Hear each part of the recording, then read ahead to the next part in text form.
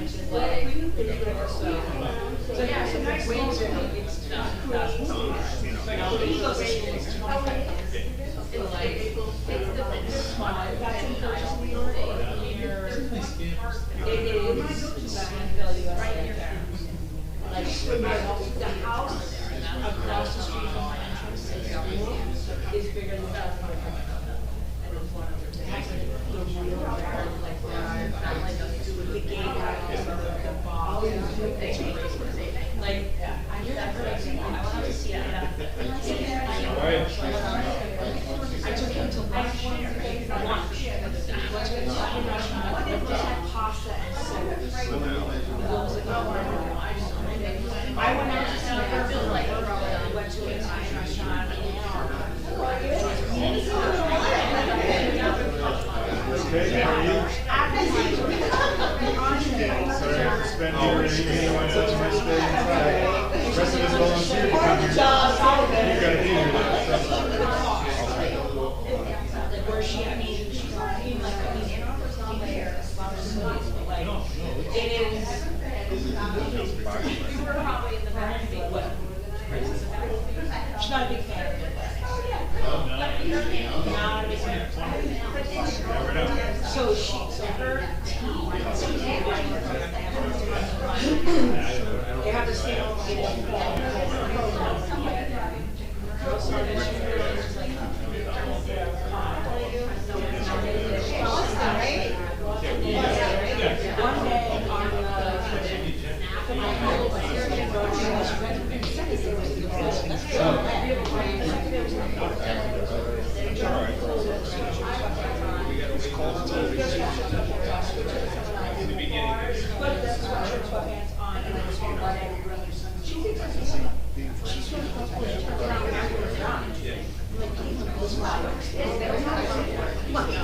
they're not like springing over on as high of a priority. She's like, I turned around like that. If we're gonna have with the no, it's not great. So I heard him and like, oh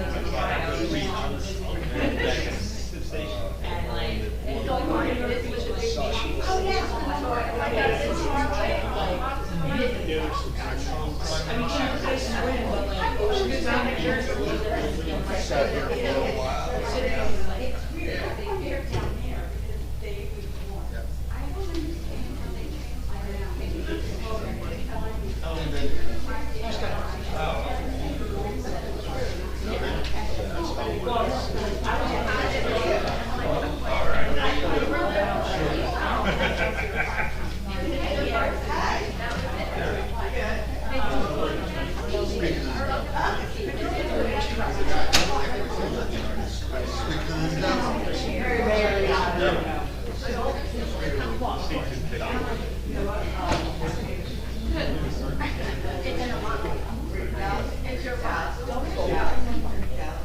I hit send too quick. Finish up the sports and so on. I'm looking at but it's gonna put it this way, it's not gonna the biggest impact is gonna be about Later on. yeah. We'll update you. Okay.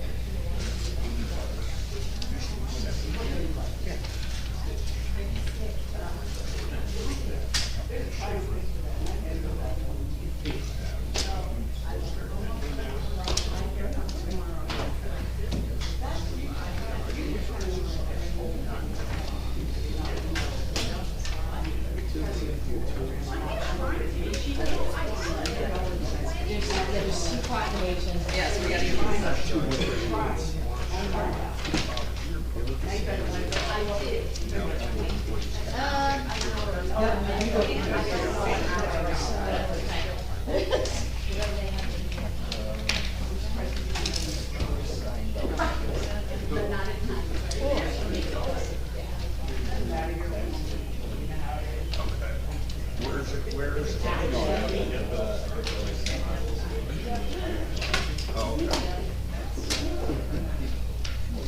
Now I know why I had this children. Thanks for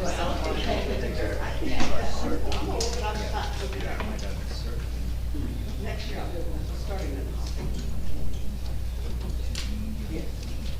I'm sure. Just because he's not the great. Yeah. You know what? It's all right.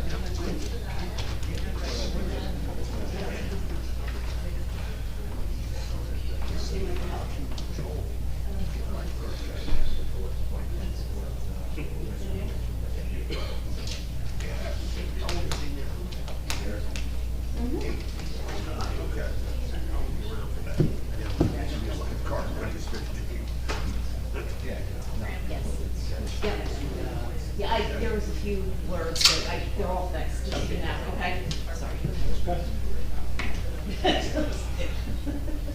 It was after the fact, of course, but nothing's gonna prove the post against the wrong.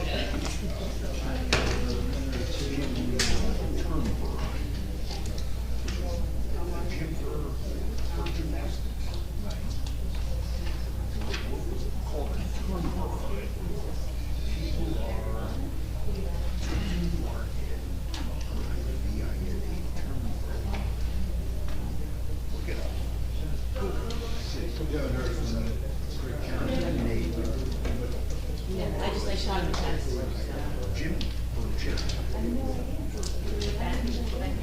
Yes. He's right there.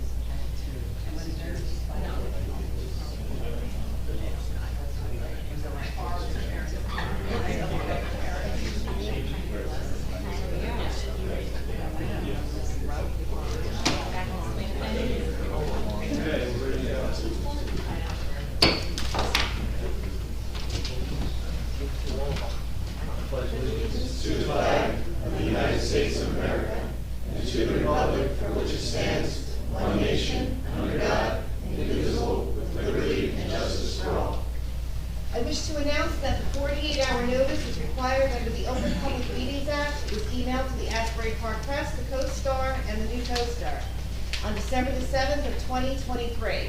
That a copy has been placed on the bulletin board in the borough office, and that a copy has been filed with the municipal clerk. As a courtesy to the public, this meeting may be attended via Zoom. If for any reason the Zoom portion of this meeting fails or is disconnected, the in-person meeting will continue and action can and will be taken, providing that there is an in-person quorum. Ms. DeNoble? Here. Mr. Gubatozzi? Here. Ms. Mahoney, excused. Mr. Weber? Here. Mayor Fox? Here. Okay, good night, good night, good evening, good night. Quickest meeting ever. I'm gonna wrap it up here. Good evening, everybody. Welcome to our 11th meeting of the year. We've got a fairly long agenda to go through. We will start the meeting with an executive session. I hope to beat the time. It's on 2 topics, and I'll make a motion to go into that executive session. Second. Ms. DeNoble? Yes. Mr. Gubatozzi? Yes. Ms. Mahoney, excused. Mr. Weber? Yes. Mayor Fox? Yes, we're going to try to be as expeditious as we possibly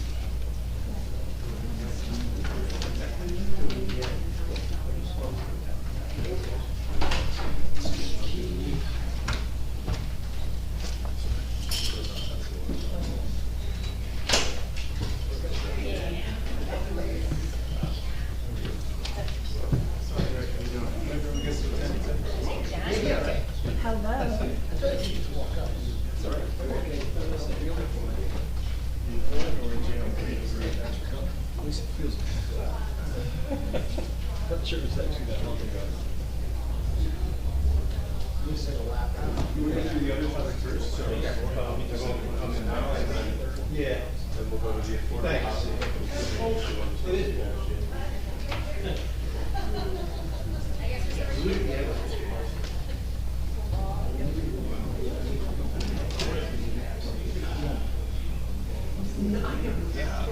You think?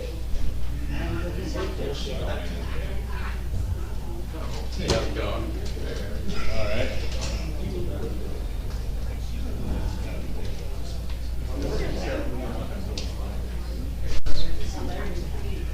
That's why I wrote this.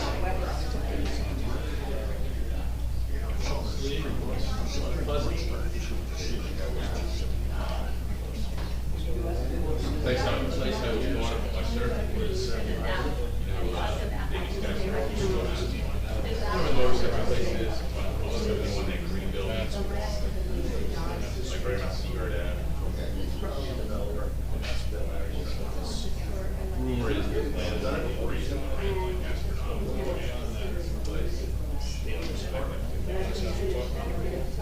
I didn't want to put the, but you just saw it. I figured out that like airport is not using it's being called Friday says wait till next week. 40 minutes. That's all they get. That's what's in the minutes. They go over 40 minutes, so all we're done is 41. A lot of projects. But my rule is to see this that get it before it gets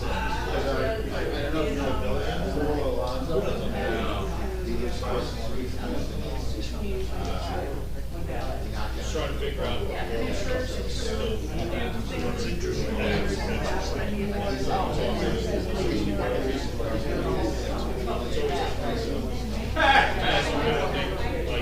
the alley ride was and like mostly it's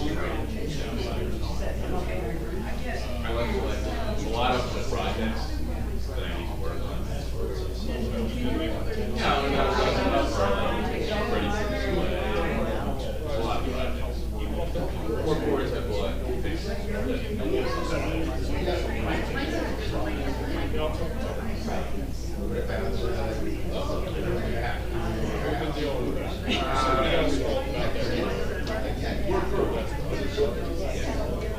yeah, we just have to, we're talking with, no, I know, we got that from the, I sent him the new stuff and never did send it.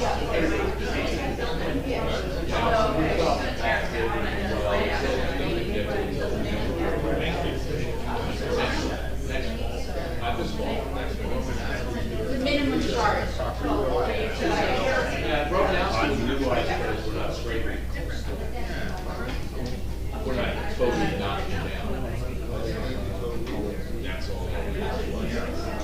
Brownowski, Naples, what you guys know, basically do models. But so the problem is that Brian,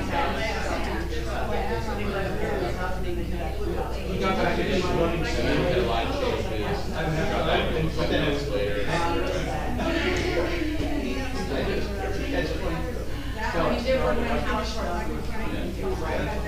Map builders, were also talking, said they could get to all 25.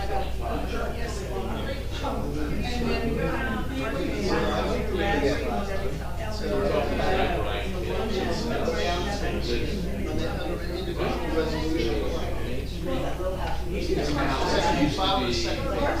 warehouse that looks like an exit. Really cool. You know, like we wear a suit. I'll wear a suit.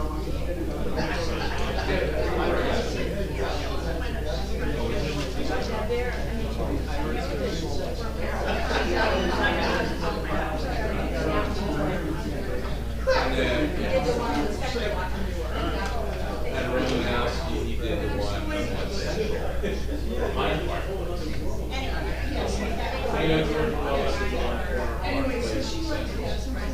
So, Park Place in Central, and then three pods. They were all times. That were as low as you ever. But they also own that property in the back. Small 400-square-foot house in the back house. They sold that to their kids, and they built a really walled out house. It's really good. And in Naples, is doing one at 301A Park Place. We sold it to one side and up down. Yeah, and then there's another house on Park Place. So that's two on the block. Right?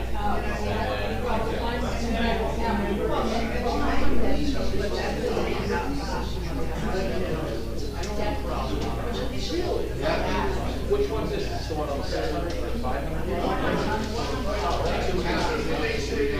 You never got a permit?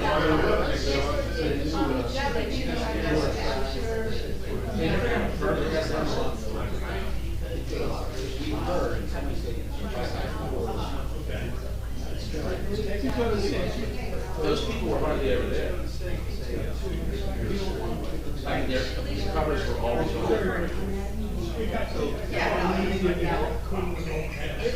Yeah, I could have taken my time to get there. I didn't look at these yet.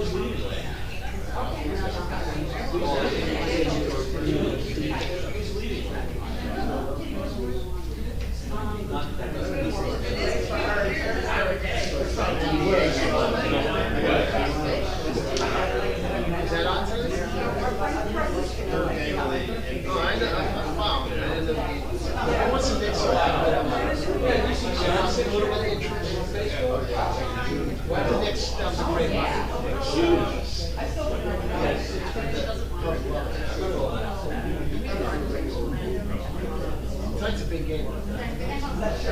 Thousands.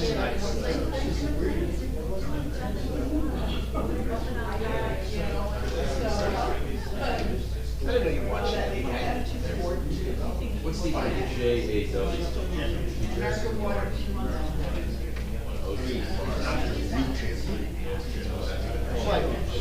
Litigation.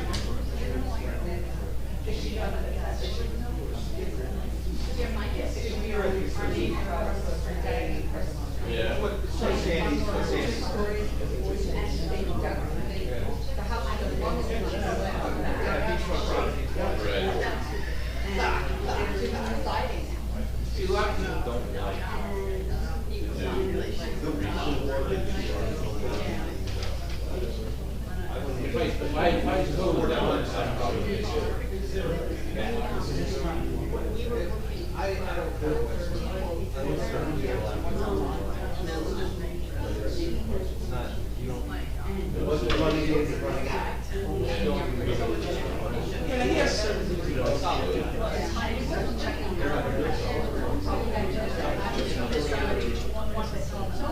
I mean, he doesn't know. This place I work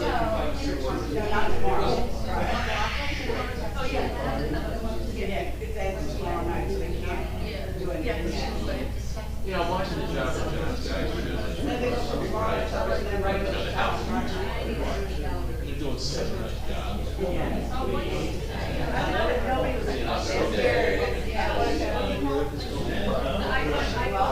We wanted the ranges that were in front of the house. We might be something else that we don't want.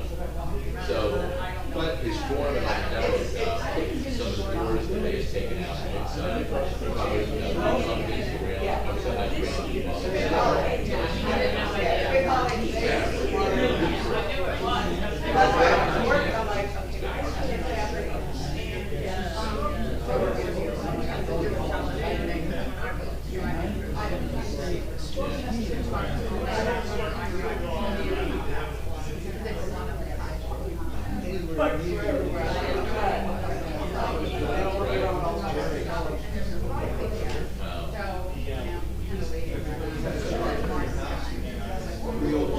was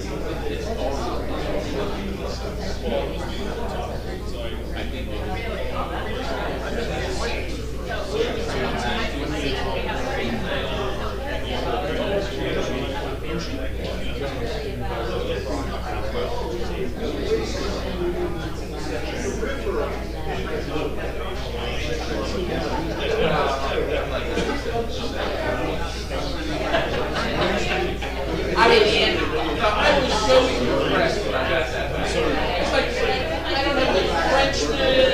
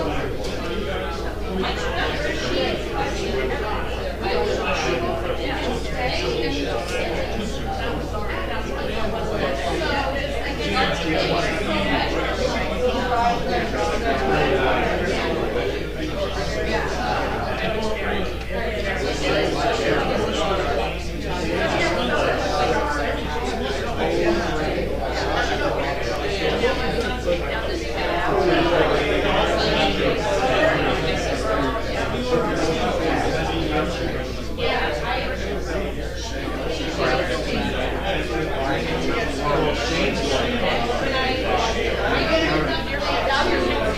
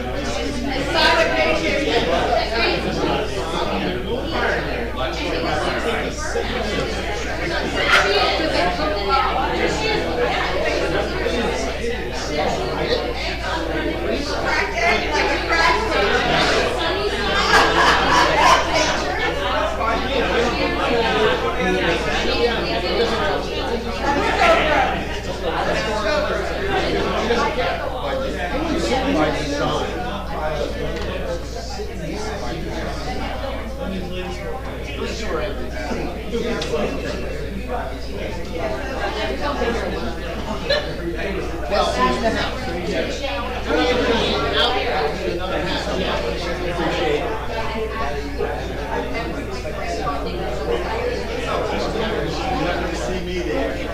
I got to pull some right in the backyard. I'm just hanging there.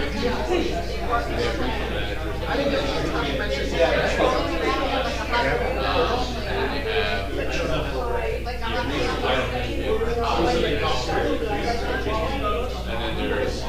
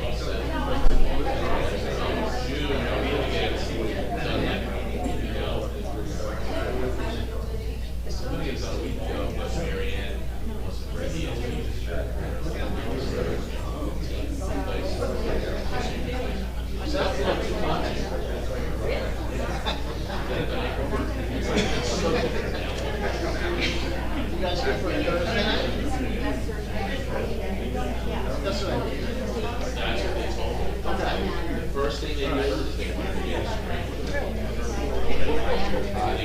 straight. They go to love you. You don't get straight. So let's wait this out.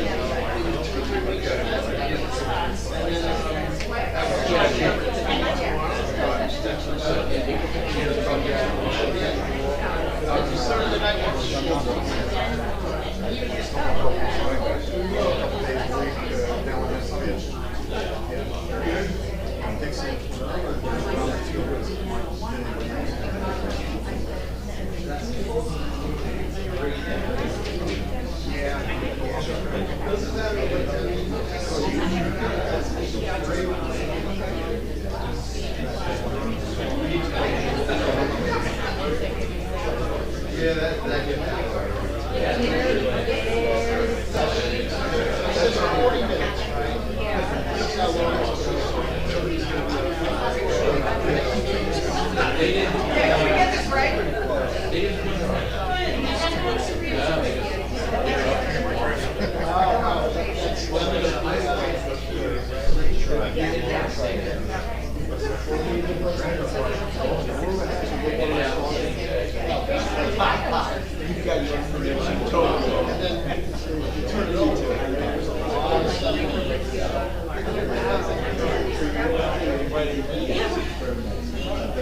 very good.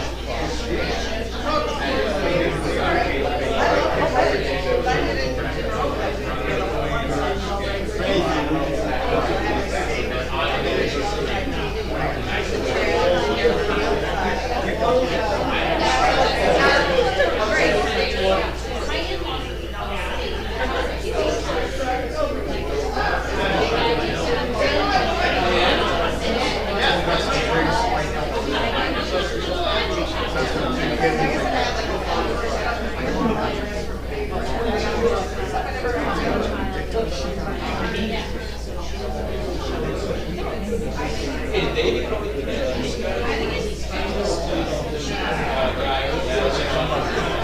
Oh, I can't hear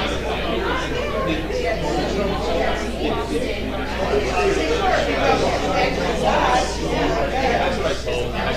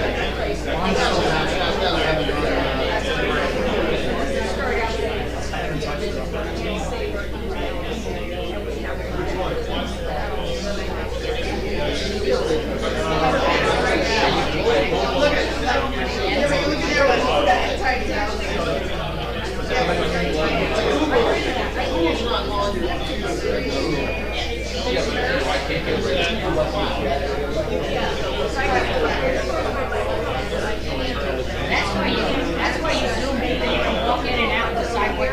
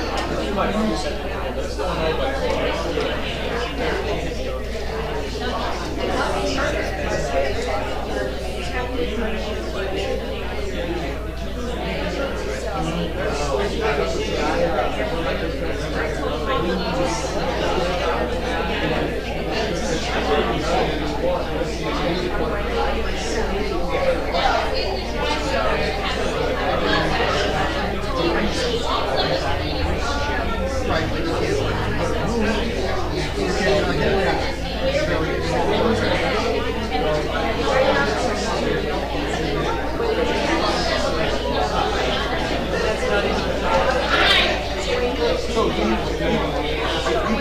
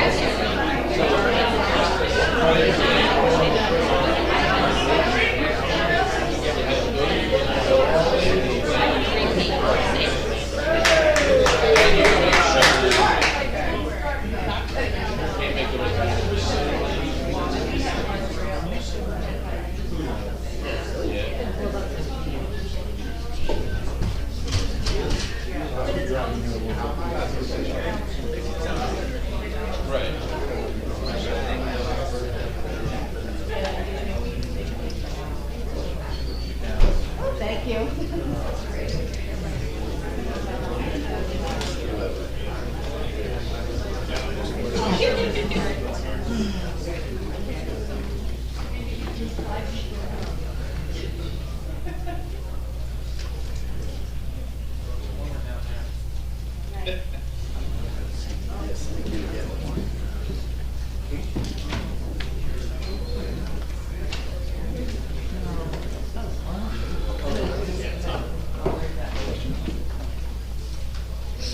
See you. Good to see you. Good to see you. Sorry. Thanks. See you later. Thanks, David. Good to see you.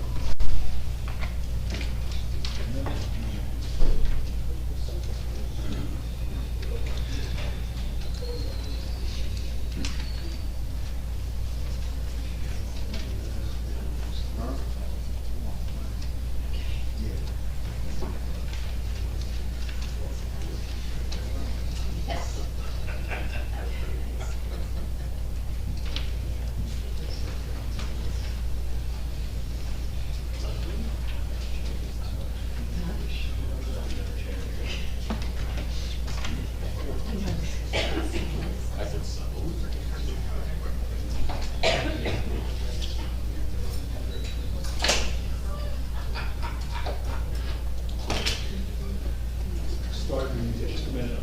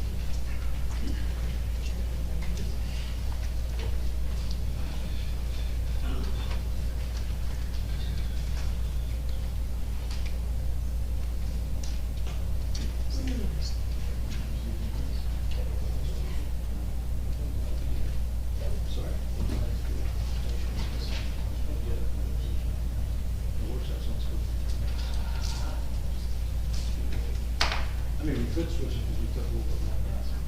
I have no problem with that. You guys want to switch the proclamations to before the workshop?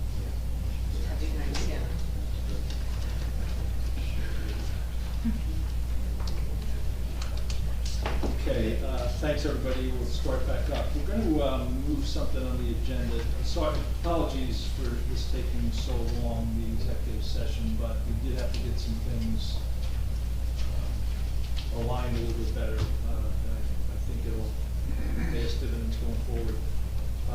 But we are going to switch, we're going to make a motion to switch our proclamations up to before the workshop. So we're going to make a motion to move those up. The proclamations in agenda item 7 to prior to agenda item 6. Second. Mrs. Noble? Yes. Mr. Gubertozzi? Yes. Ms. Mahoney, excuse. Mr. Weber? Yes. Mayor Fox? Yes. And Eric, you have the proclamations. We do. So Sign it, we got to be here somewhere. we have 3 copies. Does anybody have a Juneteenth one? Just give me one. What's that? Do you have a Juneteenth one? Or should I go for that I one? got it. I was actually gonna do that one first. Let me do the,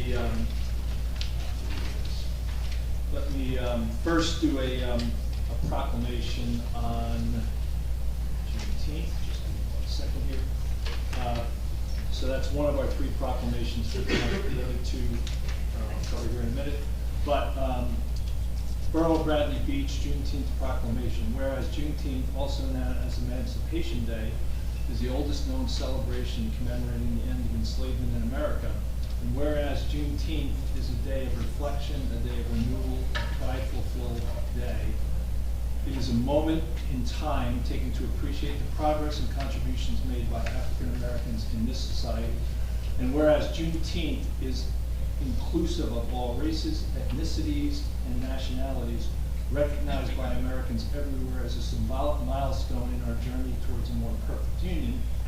And whereas it is a day where we take one step closer together to better utilize the energy wasted on racism, Juneteenth is a day that we pray for peace and liberty for all, a celebration of freedom.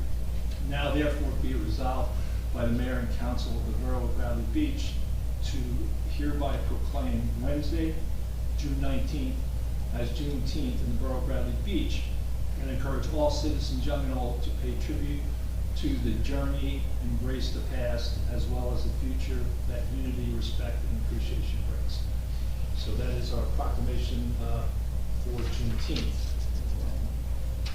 Appreciate everybody embracing that. Okay. We now have a couple other proclamations. First is, I don't know if I should go age or beauty here. Or service. Unit 1 or Let's unit go 2? low to high service. For those who don't know this gentleman, he's Bob Rosenberg. I'll just read the proclamation and then have anybody who wants to come up and take a couple of pictures with Bob, do so. Okay, recognizing the retirement of Robert Rosenberg. Whereas Robert Rosenberg has retired as Assistant Chief Lifeguard after 54 years of dedicated service to the Borough of Bradley Beach. And whereas Mr. Rosenberg has provided invaluable service to the community of Bradley Beach and has been an important resource and friend, and whereas Mr. Rosenberg's interest and devotion to the community has had a valuable effect on the efficiency and morale of his coworkers and the residents he served, and we wish to extend our sincere appreciation for his performance of duty. And whereas Mr. Rosenberg is being awarded this recognition as a testimonial of loyal and dedicated service. Now therefore be it resolved, the Mayor and Council of Bradley Beach extend their appreciation and gratitude to Robert Rosenberg for his many years of service, dated 12 June 2024.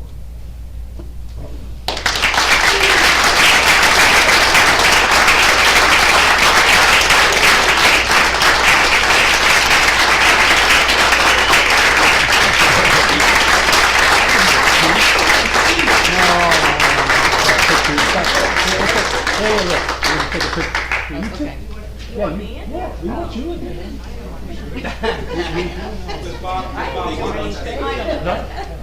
Okay. Oh, can you do it? Oh, sure. Council. Thank you. Okay, let's get the whole council in. Okay, you get it. We'll make it legitimate, right? Yeah. Thank you. What are you gonna do with all your free time? It's not gonna be totally free. You're gonna go to the beach?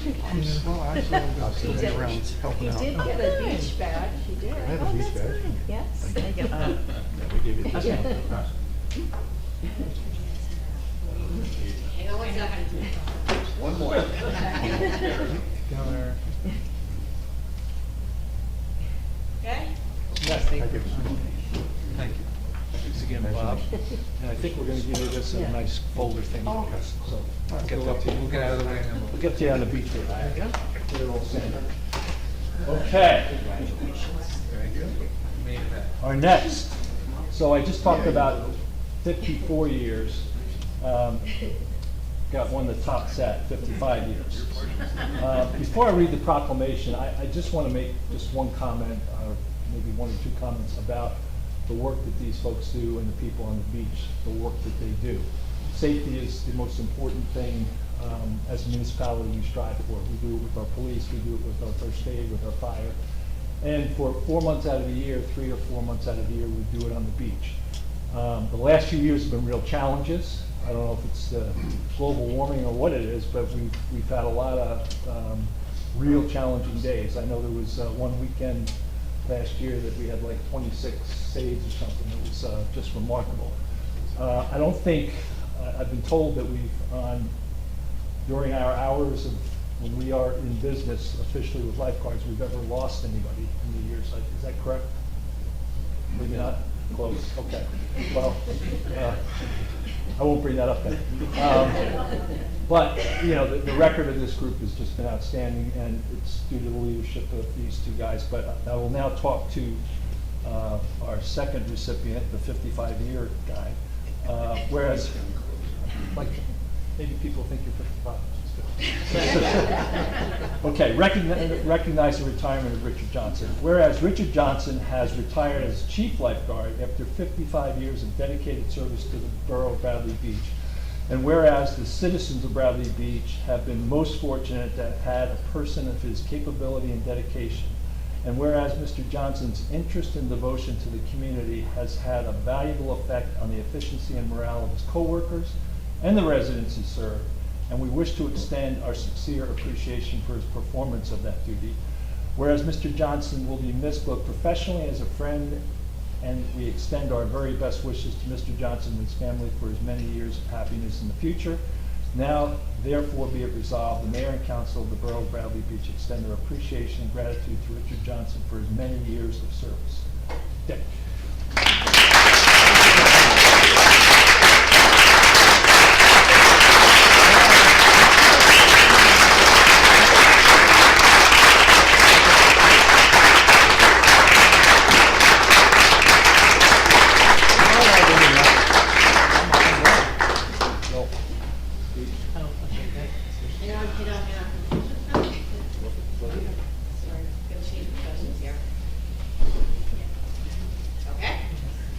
Great.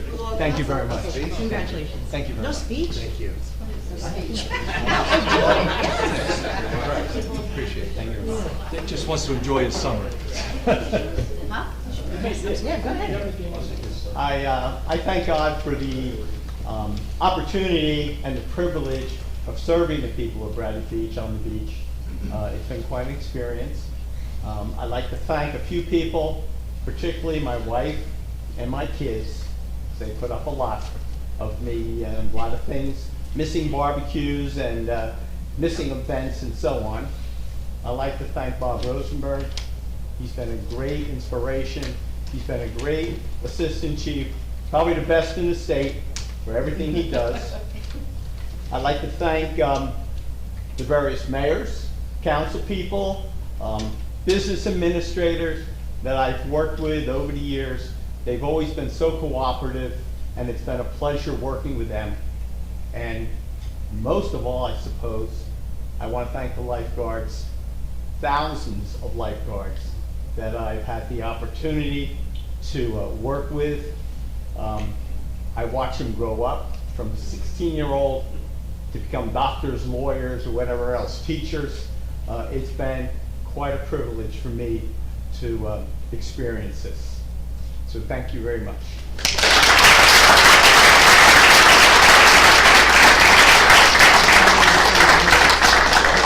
And for those who don't know, one of those folks that they trained through those years is now our new head lifeguard, a gentleman by the name of Mike Rosenberg.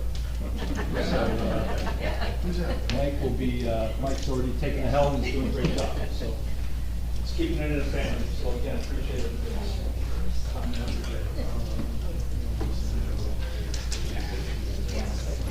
Okay. I'm trying to rustle papers to give you the opportunity to sneak out of here if you want to sneak out of here. Go celebrate. I gotta walk the dog. You gotta walk the dog too, right?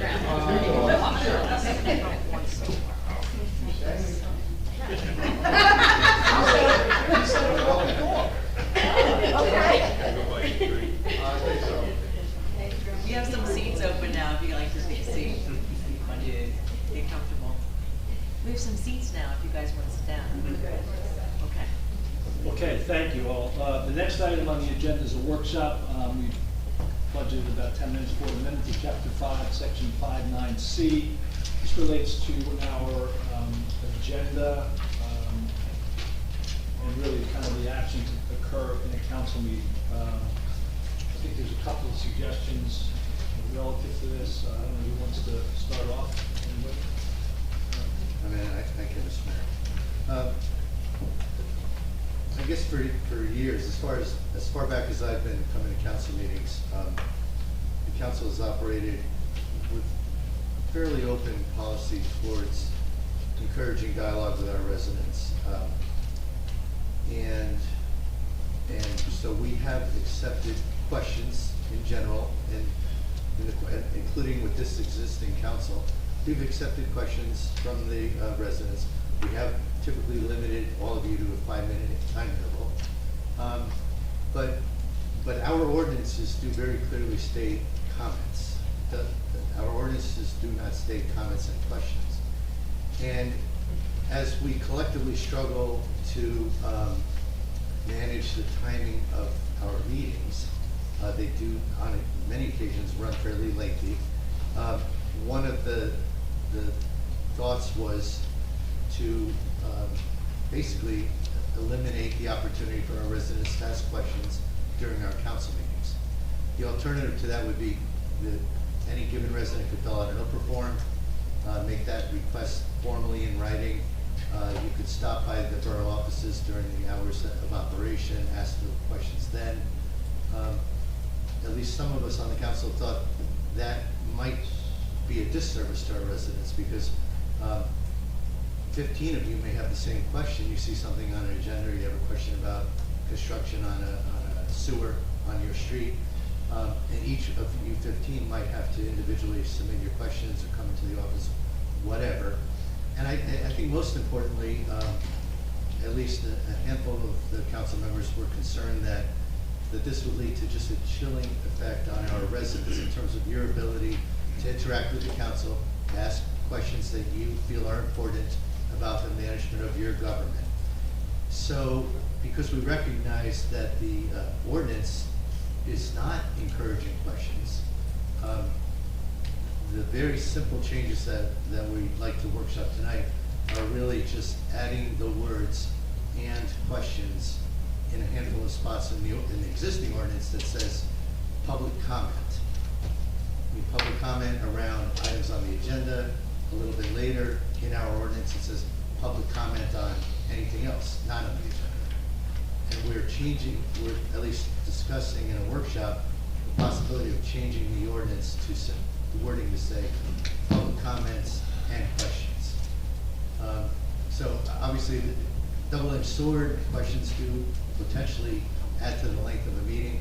On the other hand, the potential for cost of completing Oprah processes, Oprah forms reviewed by attorneys, the just inconvenience that might cause our residents in general, having to come into the office during hours, find the person in the offices who know the answer to the questions. We just thought overall, at least for purposes of this workshop, we thought it would be valuable to discuss the amendment I just mentioned that would actually just allow questions and comments to both be included.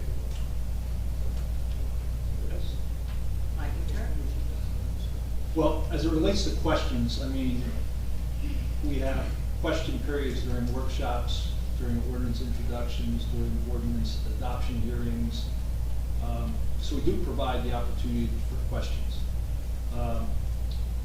As I said, I think in the May 8th meeting that we had, our council meetings, unfortunately, are running by far, I don't mean by a little bit, by far, the longest in the county. The average meeting is about an hour and 20 minutes for about over 40 of the municipalities. Only 2 get even close to us besides us. I think we can do better. My big concern is that we're excluding people that can't spend 4 hours in a meeting. And I think there's a better way. We have agenda comments as part of number 9 on our 16-point agenda, and we have public comments at the end of the meeting. By statute, really we only have to have one of those 2, but we've included 2. a year or two ago, we increased from 3 to 5 minutes the time on those. It doesn't take a lot of math to say if you have 7 people that get up twice and talk for 5 minutes, you've added over an hour to the meeting. I have to do the math, but you add a bunch of time. So I'm concerned with that. I think there's ways of answering these questions. I think if somebody sends an email in, the reason we just want to use the open format is we want to make sure this funnels and it's complete. So it comes in, it's registered, it goes to the right person for an answer, and it gets done within X amount of time, which is the statute. So that's why we chose to take that tact on that, in terms of a way of addressing this. Council business meetings, besides workshops, intros, and adoptions, are really to take care of the business of the town. They are to pay bills, they are to adopt ordinances, they are to approve resolutions. So those primary things, it's a business meeting to get those things done. And I think early in the year, we had a couple of meetings where we kind of conformed to that, I'll call it compressed time, and we were able to have a couple of meetings that were an hour and a half to under 2 hours. They've crept back up. This agenda tonight is incorrect, and I've already told Erica that because I didn't want her to freak out on me. The start time of this meeting says 6:30 p.m., which we started within about 5 minutes of that. It says anticipated end time 9 p.m. If I add up everything on this agenda, this meeting will take 3 hours and 42 minutes and end at 10:12 p.m. So anything we can do to start running more efficiently and effectively, I think is important. So my view of this is, one of the things is, I think we should contemplate going from 5 minutes to 3 minutes on comments. Because I think 3 minutes is a long time to make comments, 5 minutes is even longer. Again, if you do the math, that can buy us some time and provide people that can't be here for 4 hours the opportunity to comment. So those are my comments. And I'll just add to that, Mr. Mayor, I actually don't think we're keeping anybody away by having long meetings. When the meeting starts, they do not lock that door and everybody is here till the end. That's not the way it works. You can come and go as you want. If you see something and the agenda is, well laid out with the times, the approximated times and everything, if you see something on the agenda that's later in the meeting, you can come later. And I know you didn't want this to happen, Mr. Mayor, but this council made it so people can stay home and they can be on Zoom. So we're not keeping people away from our meetings by having long meetings. I think everybody would like to have meetings, shorter meetings, of course. But I happen to think that people, have a right to get questions answered by the government. If we can't answer them, historically, we've always said, we don't know, we'll get back to you. We'll get back to you. I don't think there's anything wrong with people asking questions. It's their government, and I think they should be able to ask questions. So that's my 2 cents on that. I'll just add to there that we do serve the residents, and I welcome questions. People ask me questions in the street, and I forward it to you, and I know you forward it to Chief Arnold, and I love answering questions, and I think it's part of my job to answer questions, and I think this is a great place to share. And we have brilliant people, and they bring really great points up, and I hate to temper that in any way, because we learn together, and we grow together, and we make Bradley the best it can be if we answer questions. I don't disagree with that at all. We should be answering questions, but I think at the appropriate time and place. I do disagree with Councilman Webbers. I have gotten a number of people say to me, I can't come to these meetings because they're 4 hours and I'm just telling you what you said, that that's not an issue. It is an issue with people because they're coming with that issue. So, again, the problem that I think we're trying to solve here is, one of the problems we're trying to solve is how do you get down to a reasonable council meeting. We started the year trying to embark on that. We've gone off track, and now, I think we're heading down the same path. So that's my 2 cents. So I think we should open up to some public comment for, let's just say, 10 minutes. Yes.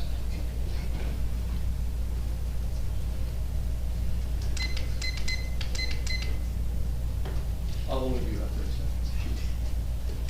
So, Randy, just so you know. Randy Vanilla, 506 Third Avenue. You guys had on the agenda tonight an executive session that was supposed to be 40 minutes. It was an hour and 5 minutes. Okay. You did it at the beginning of the meeting. That is not what we've typically done. And all these people had to sit here for an hour. So the 5 minutes and 3 minutes that you're talking about, that's not what's wasted time. And there's another interesting fact. There was a meeting very recently where you weren't here, Larry. That meeting was over very quickly, it was very polite, and everybody was happy. And there were questions answered. Thank you. Yes. Don Greenberg, 302 Park Place Ave. I think in the interest of transparency, answering questions in a meeting is great. That way everybody gets to hear it, as a couple of the council members said. And the thing with Oprah is that it's going to create a lot more work for Erica. So if you get, as Al said, 15 people with the same question, and let's say that question's on the bill list, according to the state law, that has to be given to the person immediately. And immediately, according to the state law, means on the spot. Anything newer than 2 years old must be given to the person on the spot if it has to do with budgets, bills, vouchers, contracts, government employee salary, overtime information. And it says right there on the government website, the state website, immediate means on the spot. So you're gonna bury Erica in work. You might be excluding a word or two from that statute. No, I have it right here if you'd like to read it. No. Okay. So I'm reading it right from the state website. It says right there, immediate access shall ordinarily be granted for budgets, bills, vouchers, contracts, government employee salary, overtime. Immediate access means on the spot. Reading it right from there. So I think it's a disservice to the community to do it, excuse me, to do it via Oprah. Puts an inordinate amount of workload on the staff. I might say the staff that doesn't have a contract yet. And I just think it's a bad idea. Okay. Thank you. Thank you. Yes.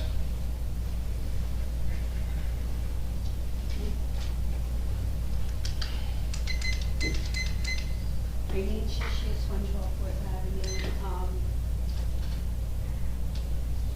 I have stood before you numerous times and asked questions, and I also have emailed mayor and council and VA regarding certain questions that I had that were not answered during the council meetings.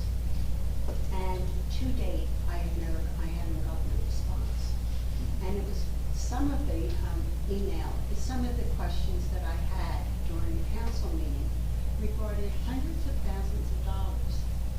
And I was told, Mayor, you said to me, when you have time, you will get back to me. I'm still waiting. And the last time I was here, I asked about $300 and some odd thousand. And I was told, and I asked about, I forget what it was about a trust, and I was told Oprah.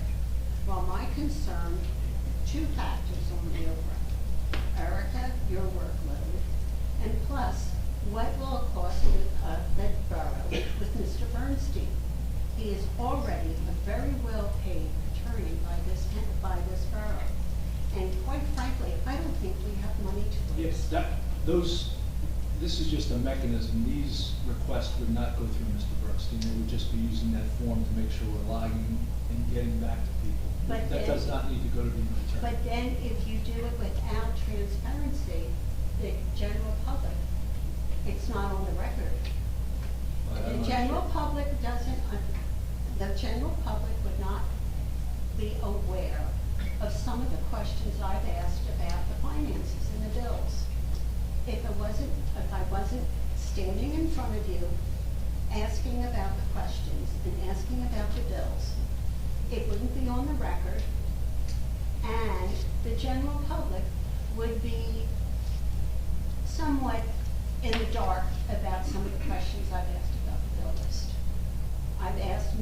questions about bills that were paid from 2002. I've asked about numerous bills. And it raised a lot of concern by many people.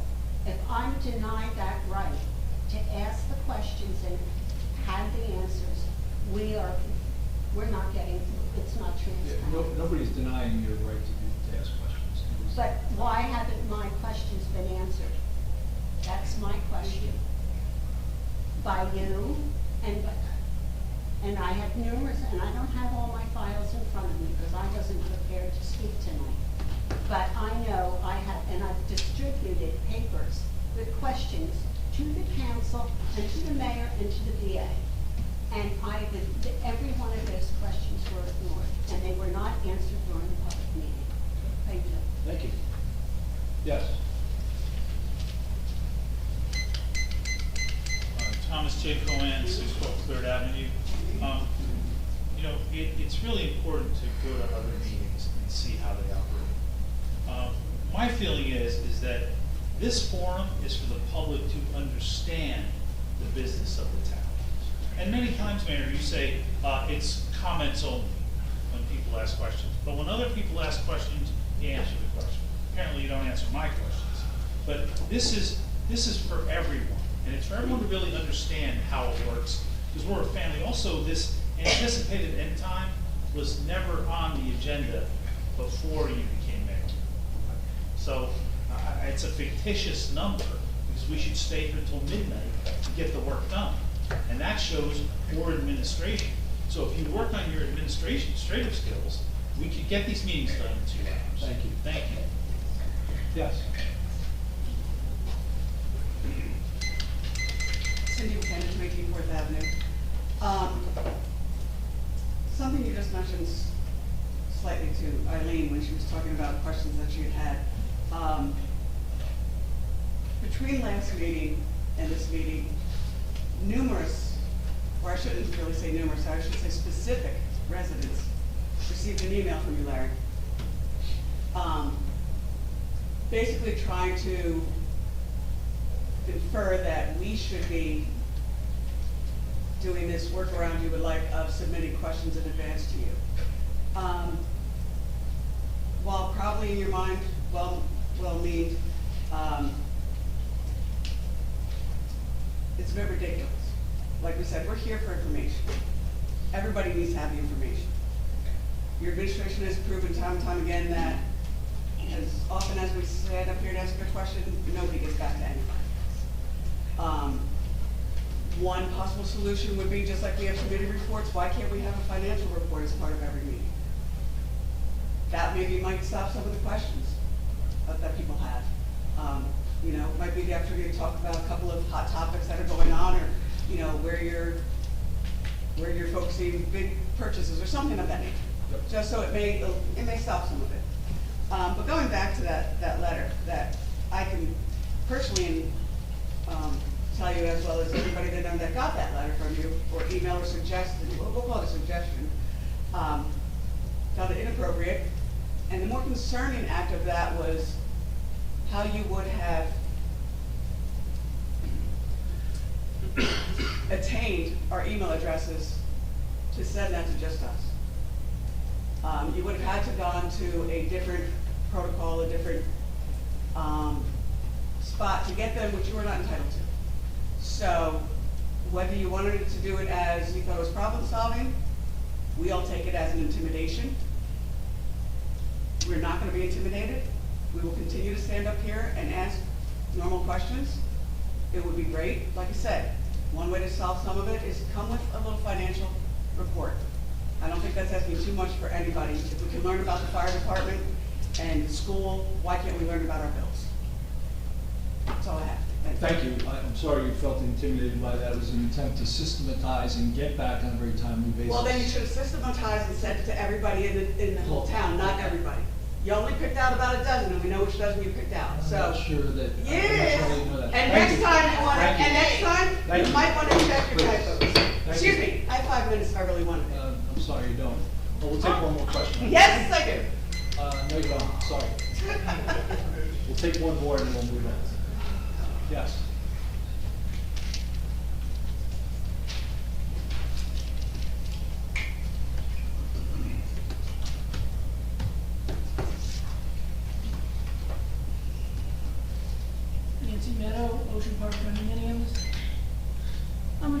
streamline certain things, let's look at how much time you spend talking and lecturing us. I would imagine that could dramatically be cut. And regarding what the lady before me said, yeah, I don't know why I was sent an email. I made it quite clear, the only people that should send me an email are the locker people, and when I get an email from LFOX, that is violating my right to privacy. I usually do only make comments. As the attorney has pointed out, I like protocol, I like rules, and I try to follow them. It doesn't matter whether it's a why would I ask questions when the answer is usually, I'm not gonna answer that. The fact that you have an administration that treats the residents here, that pays salaries, is repulsive and offensive. The fact that you don't reply to people to explain their confusion or their lack of comprehension also is a shortcoming. And I can't imagine that Erica has time for extra work. She frequently has said she gets overwhelmed, she has busy times. You also have things that should not be going to the Oprah attorney that you sent to the Oprah attorney. Even Oprah requests I have received back inaccurate information. So this whole thing, in my opinion, is a sham. If you want to add questions to the ordinance, so be it. Personally, I don't believe that this administration will change any way it acts. Okay, thank you. Why do you always say that? What's that? Why do you always say thank you? You're not grateful, you're not appreciative. Thank you. That also is offensive. Thank you. No, we're gonna stop. You can't, I still want It's a workshop. We're really trying to move forward. We'll take one more question. And then Rajiv McGuire, 610 Burnley Ave. comment, I guess. Comment or question. Yes. This workshop is regarding adding questions. And I find it funny that, Mayor, you, with what this workshop is about, adding questions, you decide to diminish 5 minutes to 3. No, the workshop was to look at 5.9. Okay, so you want to So change within 5.9 there's a number. by limiting our time and not asking questions. I said that I'd like to look at limiting the time to get the time of the meeting down, yes. Right, so It was 3 minutes 2 years ago, now. Right, it's so moved up. what Mr. Greenberg said, you know, and Mr. Bonnell said, like, it's okay to have an executive session go over time on our start time of this meeting. That's okay. No, it's not. Okay, it's not. But the fact is it happens. It does happen. And then so you get to have that time, even if it's not okay. We don't get to take that away from you because you won't let us. You don't let us. You don't let us tell you executive sessions have to be at the end of the meeting and not on our time. You won't let that happen if we tell you that, because we've asked it before. But you're trying to diminish our time from 5 minutes to 3. And if we have to Oprah everything and get it redacted every time, No, let me be clear about that. This would not go to the Oprah attorney, any of these requests. It's just a mechanism to use. I could have made it Mayor, form. I have Oprah'd many things, and I'm telling you, the taxpayers are paying a lot of money in black ink. Oh.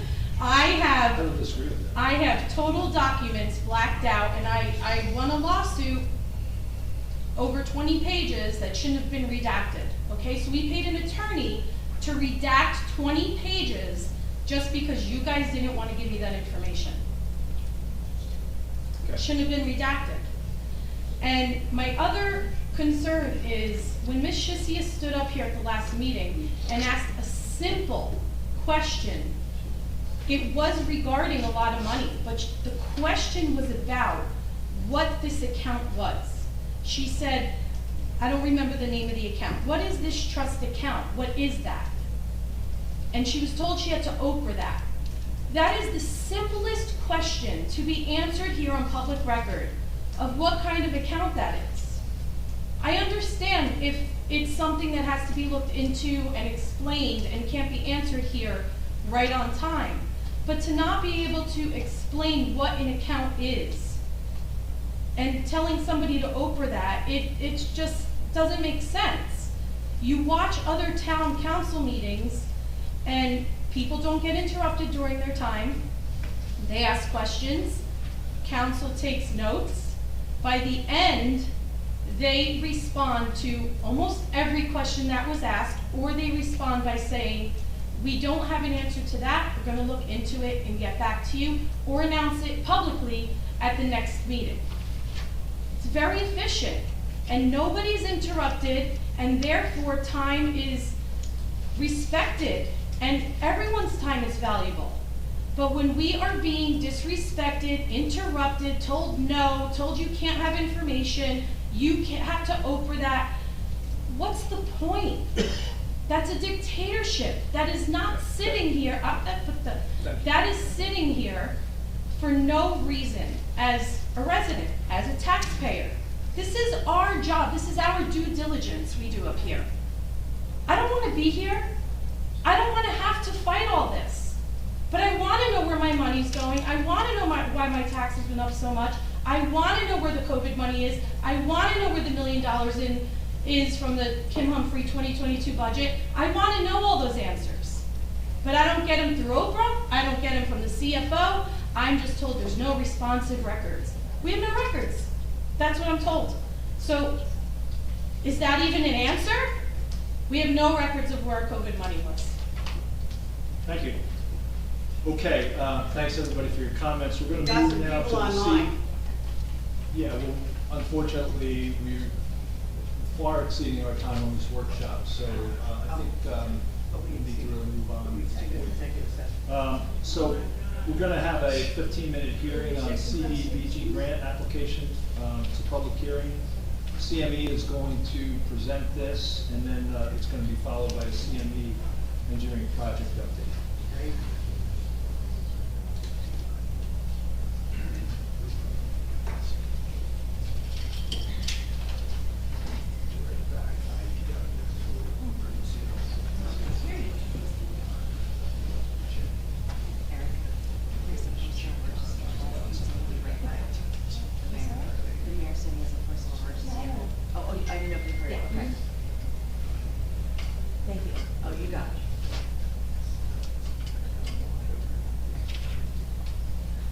Okay, hopefully everybody can see that on Zoom.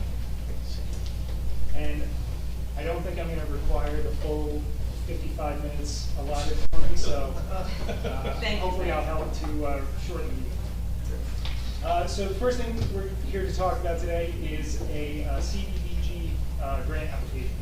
That is a community development block grant that is run through Monmouth County. Sorry, I don't have like a pointer quicker to talk. So the application we're looking to apply for is improvements to the municipal building right outside here. The front entrance to the clerk's office, I'm sorry, not the clerk's office, the front area where you go pick up your beach badges, is not ADA compliant. There's a little, about a 4-inch step that you have to walk up. So we're looking to rectify that. Remove the step and install an automatic door. This application is due July 19th. It is a maximum grant award of $200,000. That is a non-matching grant. Eligible projects under a CDBG grant are construction or rehabilitation of public facilities and ADA improvements. So this checks both of those boxes. The application requires a public meeting and public input.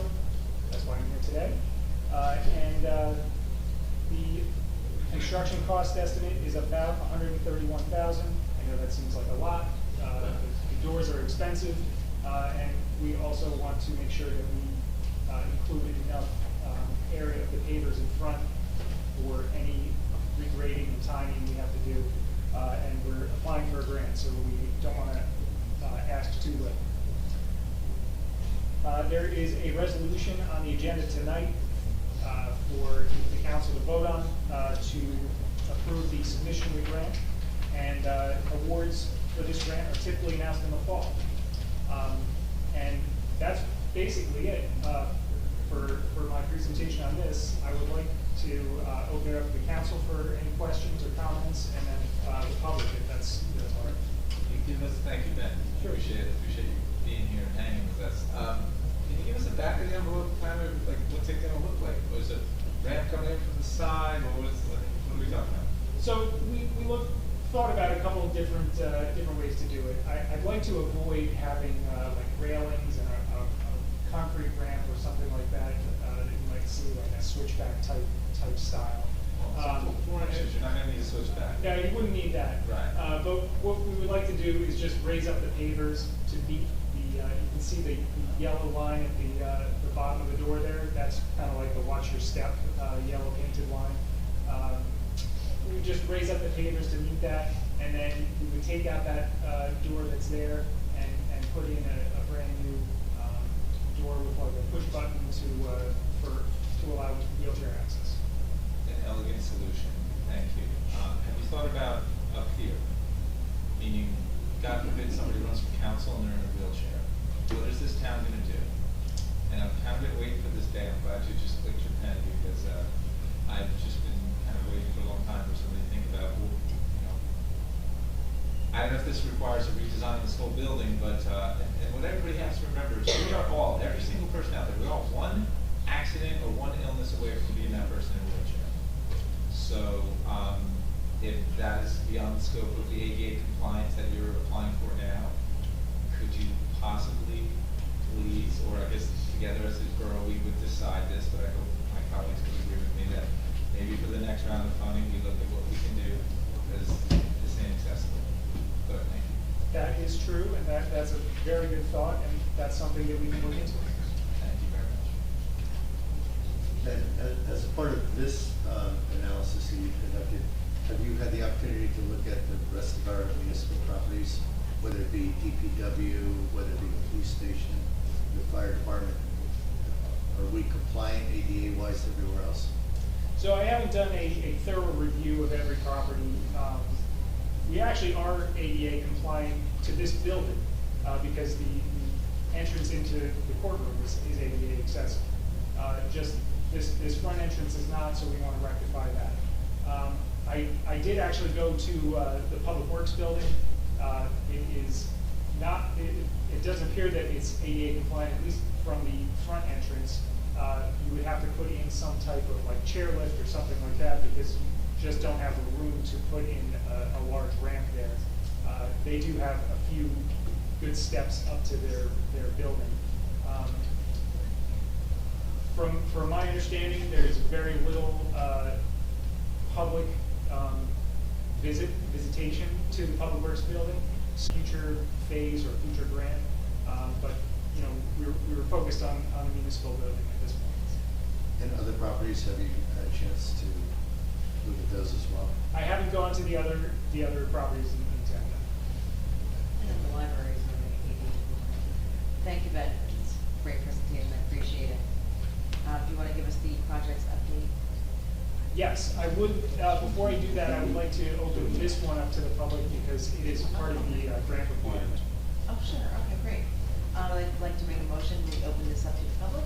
Second. Mrs. Noble? Yes. Mr. Gubatose? Yes. Ms. Mahoney excused. Mr. Weber? Yes. Mayor Fox excused.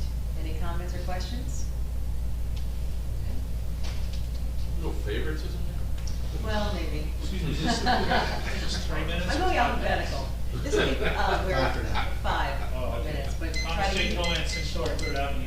Mr. Malik, how will this impact the architectural columns? Will they be worked into the ramp? Yeah, they'll be worked in. We don't anticipate modifying them at all. And then will the doors swing in or swing they- out or go? They would still swing out. Swing out? Okay, great, thank you. Mr. Greenberg. Thank you, Ms. Hope. My pleasure. I'm just curious about the price. You said the doors are Don. expensive. Oh, Don Greenberg, 302 Park Place Thank Avenue. you. What do those doors cost?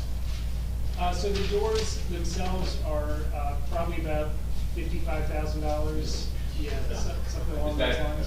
Is that including profit margin or? Yeah, that includes purchase of the materials, installation by a contractor that has to pay prevailing wage rates. Okay. And then, like I said, we included a good area of paver sidewalk restoration, just to cover our bases, to make sure that any regrading we have to do is Still sandbagging. Yeah. All right, thank you. Ms. Meta?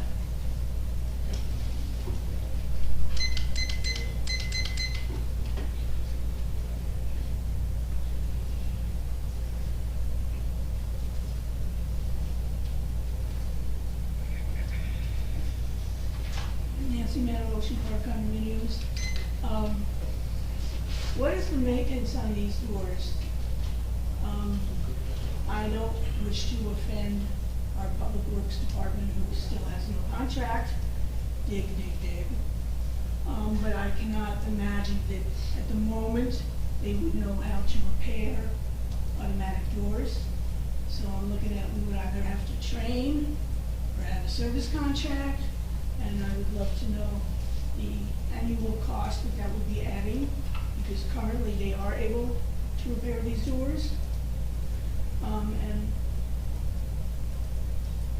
as much as I'm in favor of its ease of access to anything possible, because I'm one of those people who's more than one day closer to needing it, we are compliant because we do have the other entrance. So to me, this is not as urgent as other projects. And I fully support Mr. Weber's concern regarding the configuration of this one. To me, that is more necessary than this, since there is an alternative for this. Any cost? Oh, I'm sorry, I couldn't mark questions. The public would like to know the cost of maintenance and repair of these doors. I don't have any maintenance contract costs or anything right now. That's something we can look into if we obtain the grant to, and we actually pick a manufacturer. Isn't that when you require the doors? I'd like to know my costs before I go Well, forward. we have an estimate, we just don't have the maintenance costs. We have an estimate for construction. Well, The whole job. exactly. Yeah, thank you. That'd be the whole job. Thank you. So for the public, the stage of this process is applying for the grant, so this isn't deciding to do the project yet. So when we get the grant and we award a contract, then Ms. Meadows should please, once they get all that information, should be known when we agree to actually spend it. Well, didn't they say once we accept the grant, we gotta go through with it? You don't have to. Oh, okay. It's not necessarily to your benefit in future grants, but that's tomorrow's problem. I mean, I would think, somebody could make calls to service people for these doors and find out what it entails before we apply, but I'm sure Ben will know. I don't know, he doesn't work for me. I can tell you that the installation of the doors, typically any project that we do comes with a maintenance bond for usually a 2-year period. So at least for the first 2 years that the doors are installed, any maintenance that is associated with it due to workmanship is covered under that bond. And Ben, I have one other thought. Since this is essentially Main Street, you explained that you're basing the papers up, and we're talking about doing all the papers, or not doing all the papers, and doing a lot of stuff on Main Street. Is this something that can be incorporated into that work, or get this money and just sort of take it, do that work and just take this money to kind of cover that? Yeah, I would say that if this, I guess depending on how the projects line up, this project would probably be a standalone, and we would then not have to do this in the other Main Street project. The standalone before or after, somewhere that you're gonna do the papers here, then we're gonna get a giant grant, we're gonna do all the papers. Probably before. Okay. So. I'll get to that in a little bit. Okay, and Erica, do we have any questions on Zoom? I don't know, actually. Do we have any idea how much the grant you're looking to obtain? Yes, the cost estimate is $131,000, so we are looking to apply for that. The maximum ask is $200,000.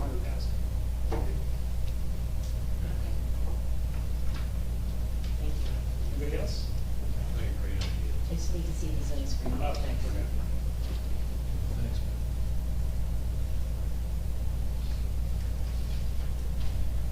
I don't think anybody has a hand up. I can see a couple people on the side. Okay. There's No none. hands? Okay, great, thank you. Let me go to, next. Yeah, so this second, they just, unless, Meredith, I don't know, you want to preview this, you want me to? Well, I think we should close the Yeah. hearing first. Yeah, close it, Oh, yeah. yeah. Thank you. So make a motion to close this hearing. Second. Mr. Noble? Yes. Mr. Gubatose? Yes. Ms. Mahoney, excuse Mr. Weber? Yes. Mayor Fox? Yes.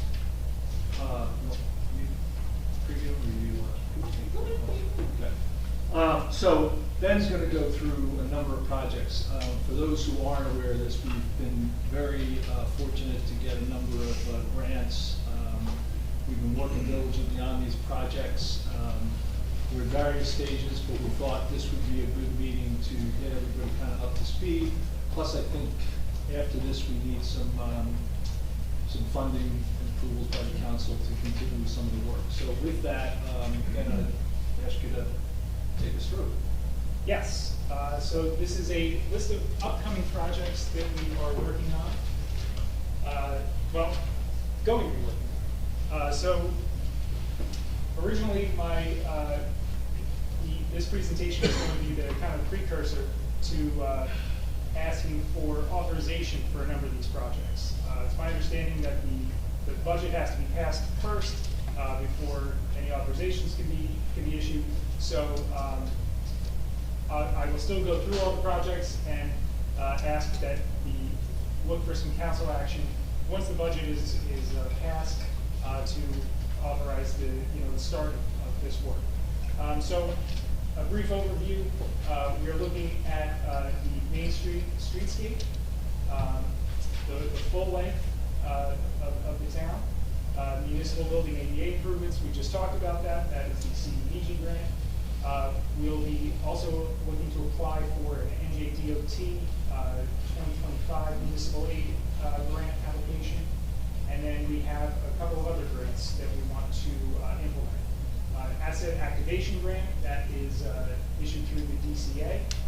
A boardwalk preservation grant, that is the promenade extension, excuse me. And then the recreation center, we actually have two grants for that. So let me start with, the first one is going to be the recreation center. So we have two grants. The municipal park improvement grant through Monmouth County, that's kind of a division of their open space program, and then local recreation improvement grant again through the DCA, Division of Community Affairs. $265,000 from Monmouth County, that's a 50% match, and then the local recreation improvement grant, $74,000, that does not require a match. The scope of the work is the same as it was when we did a presentation to apply for the Monmouth County grant. Tennis and basketball court resurfacing with pickleball striping, drainage improvements to the playground to prevent some of the ponding that goes on there, new playground equipment, and then upgrades to the paver walkways.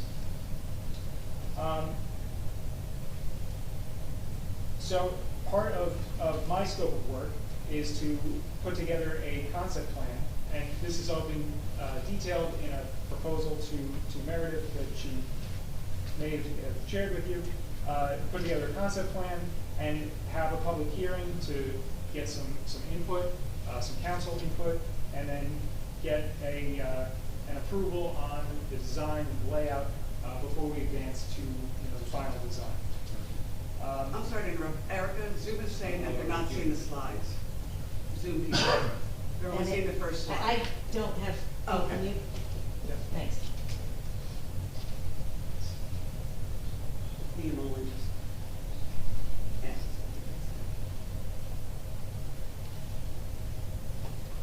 No, stop.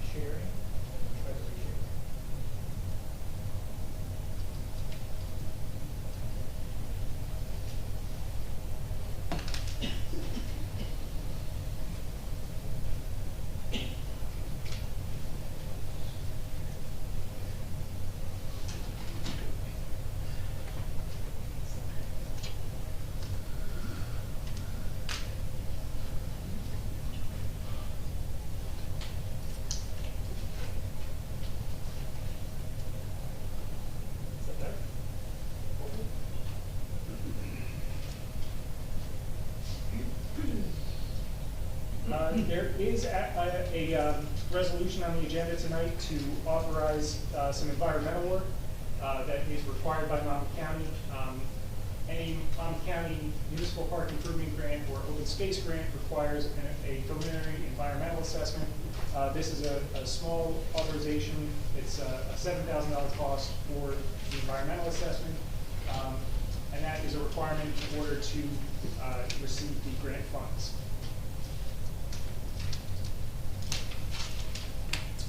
The cost estimate for this project is still the same as the last time I gave a presentation on this, $662,000, and that is hopefully in the works. As soon as the budget is passed, we'll look for a authorization to begin the design work as well. The next one. Sorry, Ben, quick question. Yes. I know the total cost is $662, and I played with math beforehand just to make sure I followed it. $74,000 grant, no match, $265 grant that is matching. So the borough's kicking in $265 versus $74 plus the $265 grant money. Total that up, and we're like $58,000 shy of $662. So the borough's putting the extra $58,000. Yeah. So at this point, it's still just a preliminary estimate. We can,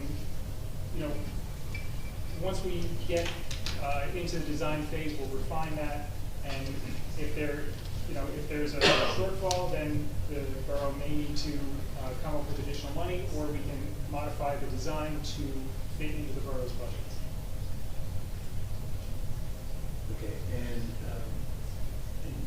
I know I've asked this before, but I'm pretty sure the answer was we can't move dollars around, at least not that much, because I at least asked the question if there was interest in the borough considering a dog park up towards the railroad tracks.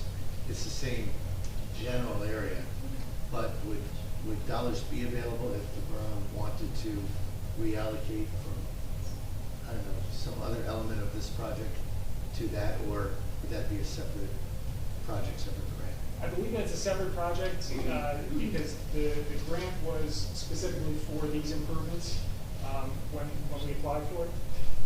And the pickleball, I just can't tell by looking at this picture, but where would the pickleball courts?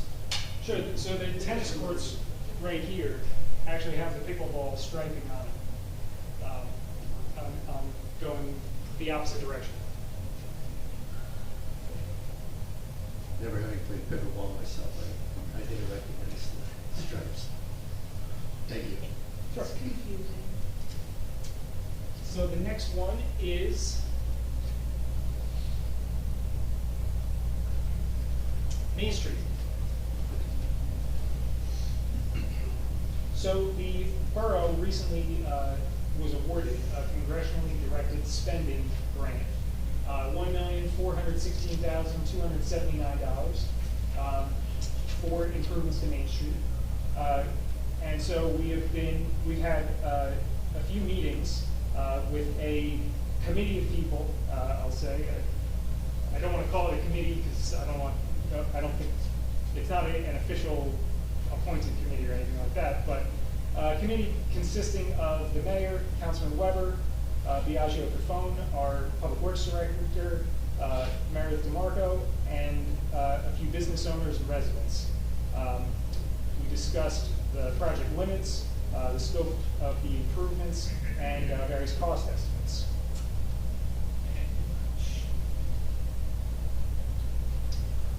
So this is just a map of the zoning map, just to show you what we're talking about.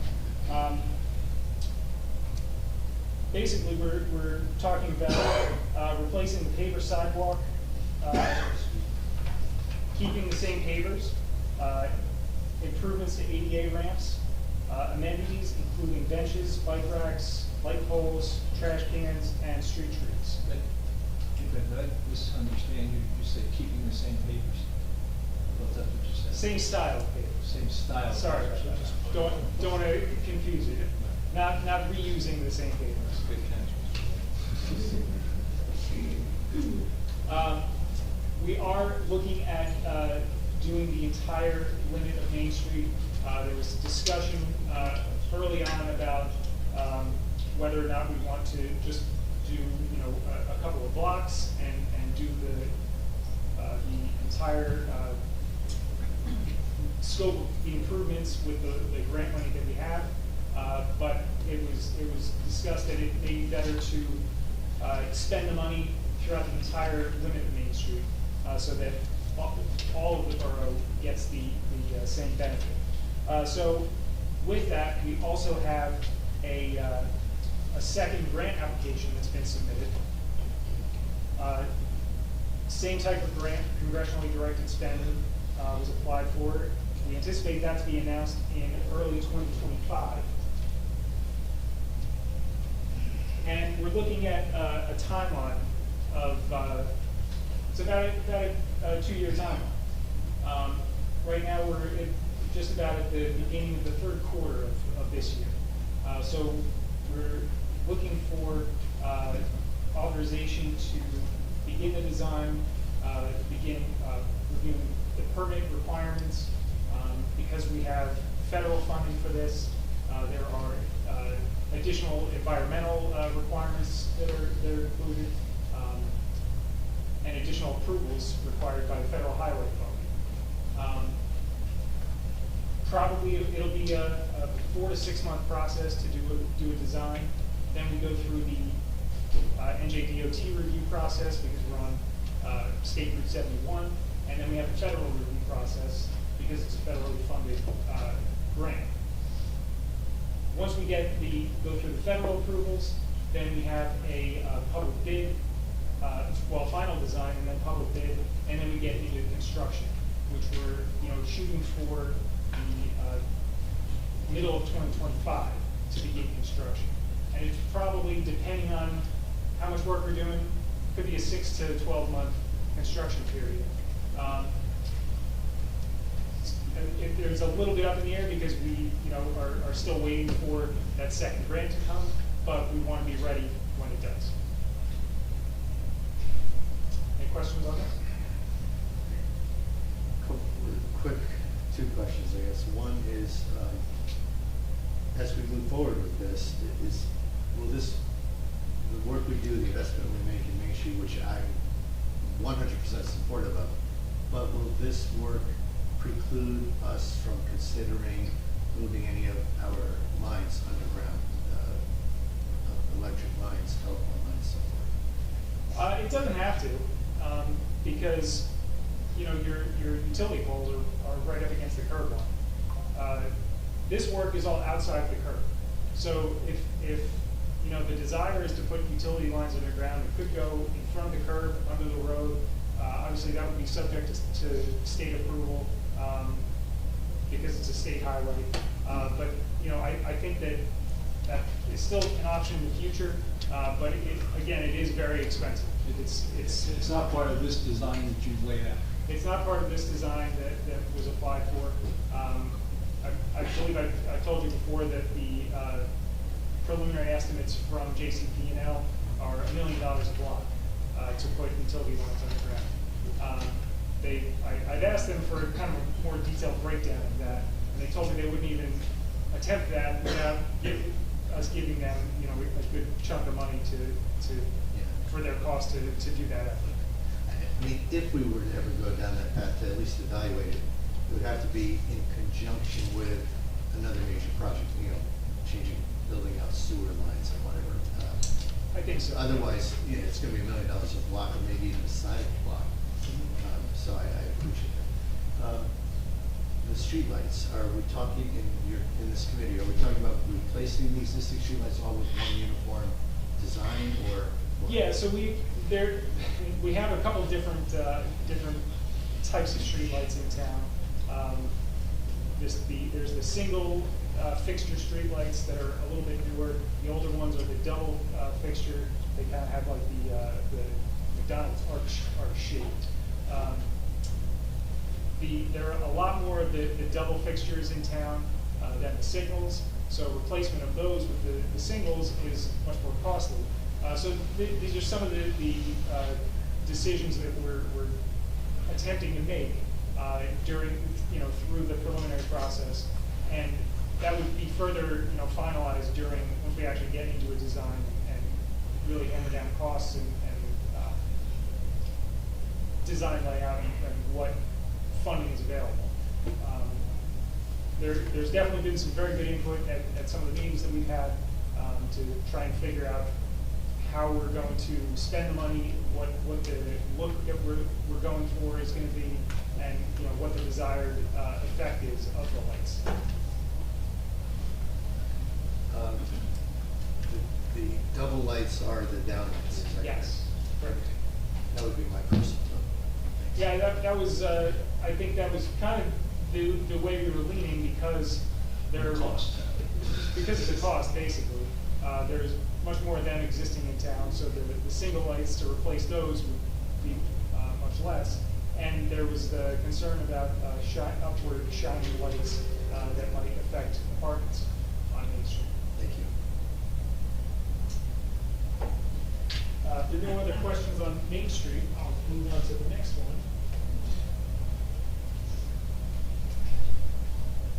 This is the Promenade extension. So, like I said, we have a boardwalk preservation grant from the DCA.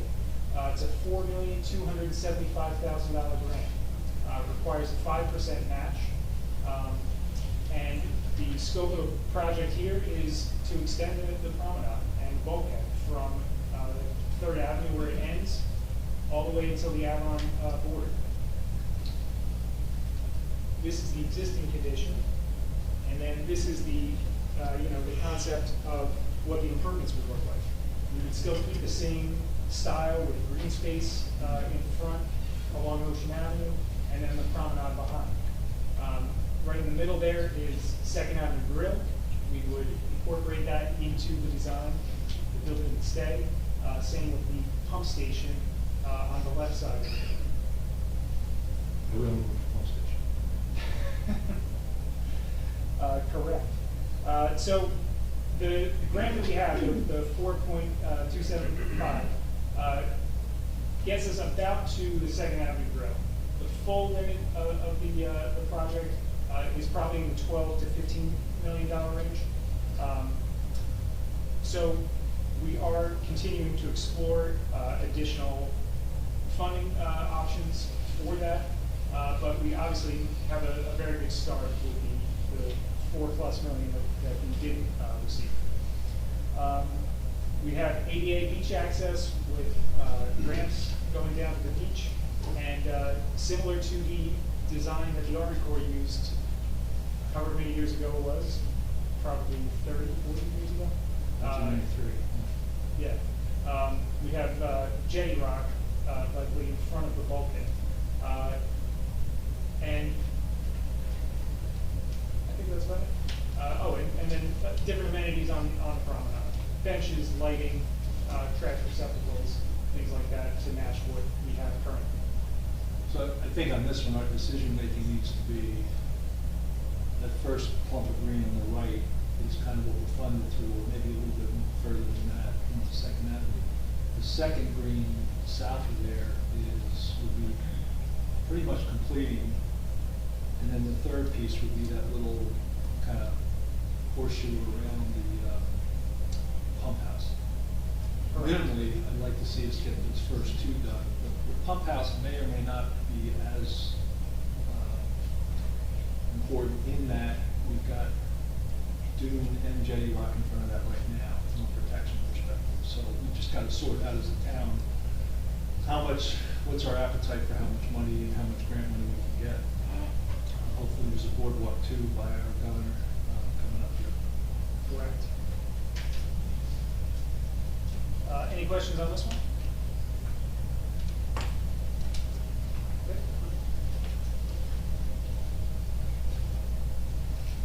Next is an asset activation grant. This is another grant from the DCA. It's a $50,000 grant, and the $50,000 is for planning, design, and permitting to rehabilitate unused assets. So this is an underutilized building located on at 54 Ocean Avenue between I believe it's Ocean Park Ave and Park Place. Oh, yeah, perfect. And then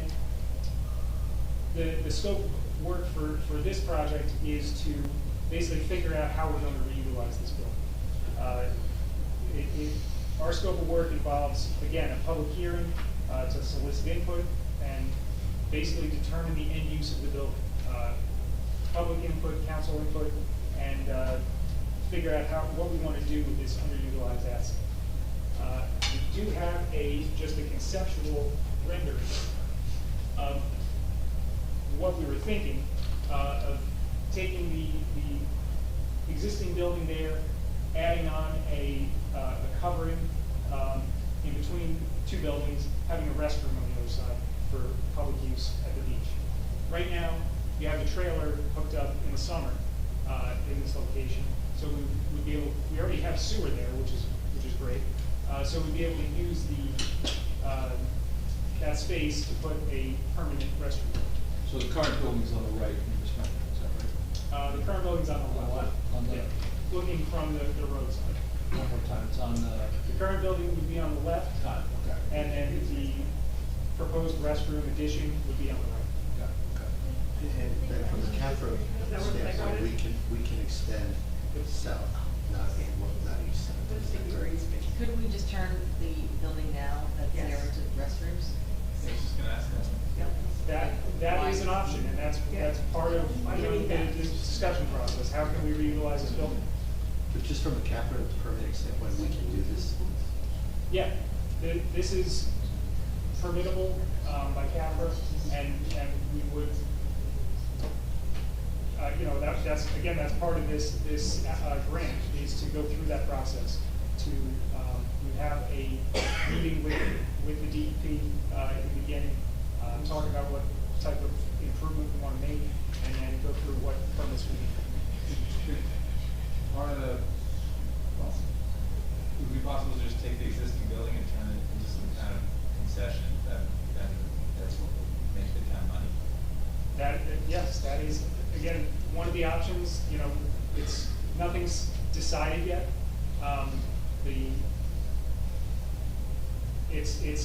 The intent is to take the building that is underutilized and utilize it somehow. So, what we're looking for is an approval to begin that process, to spend the grant money. And once we start, we have 6 months to spend the money and come up with a use and a design of what we want to do.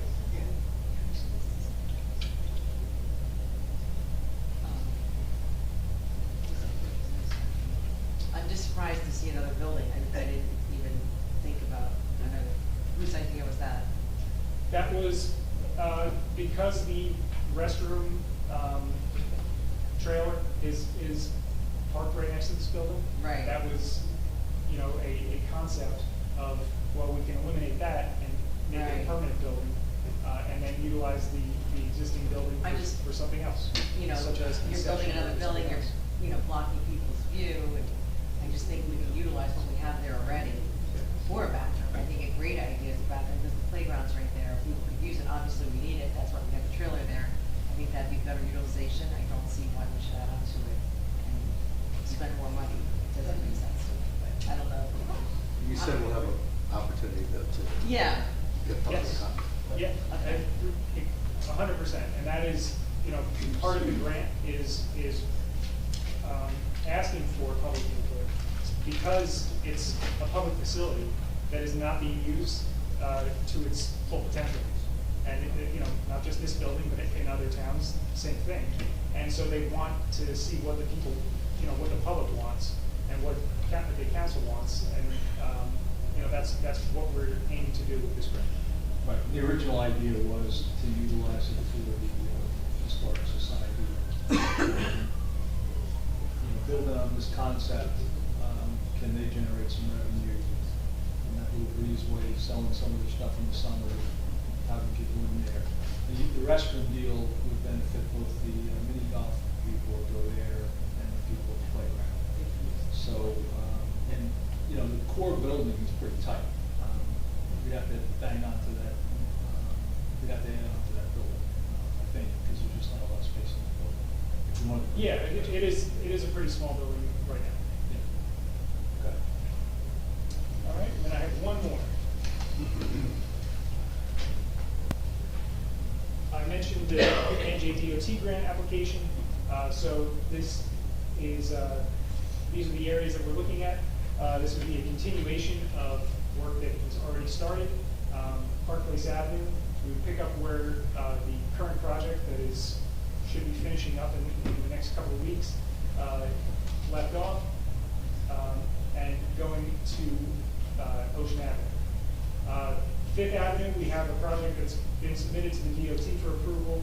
It takes us up to Madison Avenue.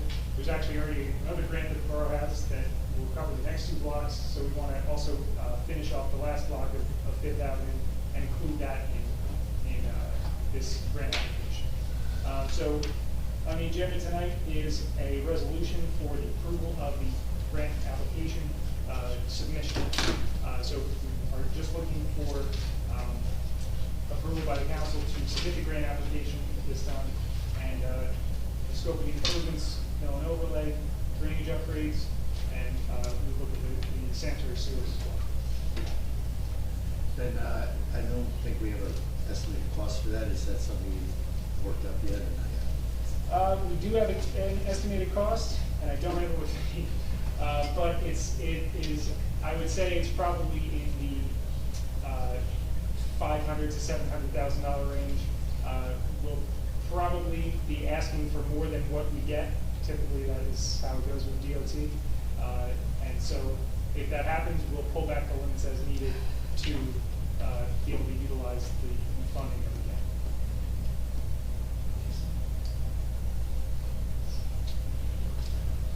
Thank you for all your work and all the grants you've got us. Yeah, just in the last 2 years, the borough's got over $9 million worth of grant money, which is amazing.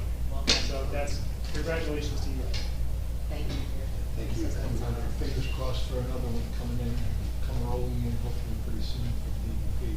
But no, this is great work. This is infrastructure and this is improving our community. This is what we should be focused on as a community. I think we've got the right focus on it now. We just got to start executing. I'm a little bit impatient with some of the federal money in that it takes forever to get all the approvals. But one of the things you put up here, Ben, that I'm very happy to see is that 8-quarter view of particularly Main Street. Because we are going in for more money. We're hoping that we can get funding next year that will kind of cover everything. But it's going to take probably 8 quarters to get everything done. So, but the end product will be well worth the time. If we can get funding to do it, that's even better. Yeah. So you didn't cover Sylvan Lake, but we're working on it. Correct.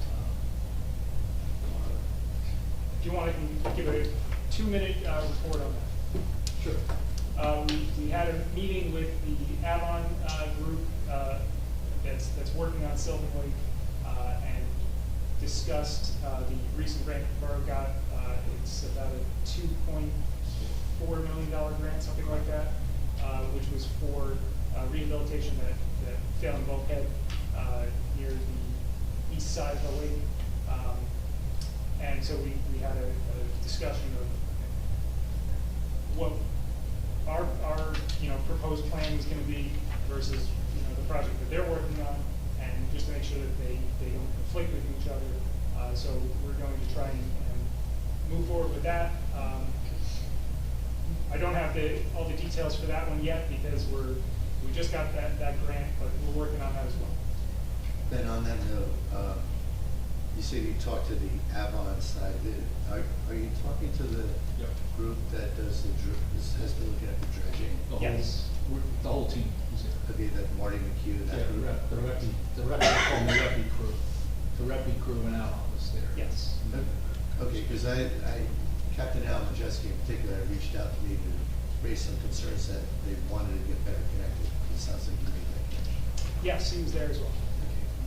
They're doing with the shoreline, and if you're talking about replacing bulkheads, those are like two diametrically opposed things. Well, it's a continuation of the project or the treatment of the bulkhead that was already done on the eastern portion. It's not the solid wall of the Allen block wall that you see on the west side. It's more of a kind of a combination of the two, a wall for protection as well as Some living shoreline. living shoreline plantings and treatment that was done near the Sylvan Lake Park. Yeah, so right now that's the plan, because the other plan potentially would eat into about 9 feet of Bradley Boulevard, which doesn't sound great, but I think we might be able to accomplish both. We just gotta keep working at, working the projects. Okay, very good. Any other comments? If not, we'll end your ahead of schedule. Christmas miracle. Appreciate it. Appreciate all the work y'all have done on this, and I think we're gonna see some great results in the next year. Okay. The next agenda item is approval of minutes. You've got, yeah. Oh, I'm sorry, what you said. Yeah, sure. Let's do, let's do 10 minutes of public comments, thanks. Which will get right to Ben's time. Brigitte McGuire, 6 Timberley Ave. I just wanted to ask some questions. The recreation center, that grant was done already, and is that why the dog park can't be entertained in that? Right, the scope of that project and that grant was already set during the grant application. So those limits are set. Okay. And the drawing of the pump house that you had up, that breezeway, was that part of like the walkway to the street enough, or it was part of that? Not the pump house, you're talking about the concept plan of the 2 buildings with the. Yeah. That was just a walkway between the buildings. I think you're getting at, is it gonna overtake where the playground is? The answer is no, it's the opposite side of the playground. Right, so my question is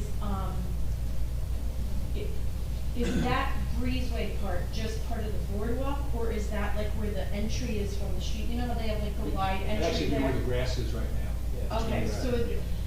so because it's not on the entry part, I feel like it's just more to build and it's more cost. That's also just a 50K grant, so what is really the total cost of something like that?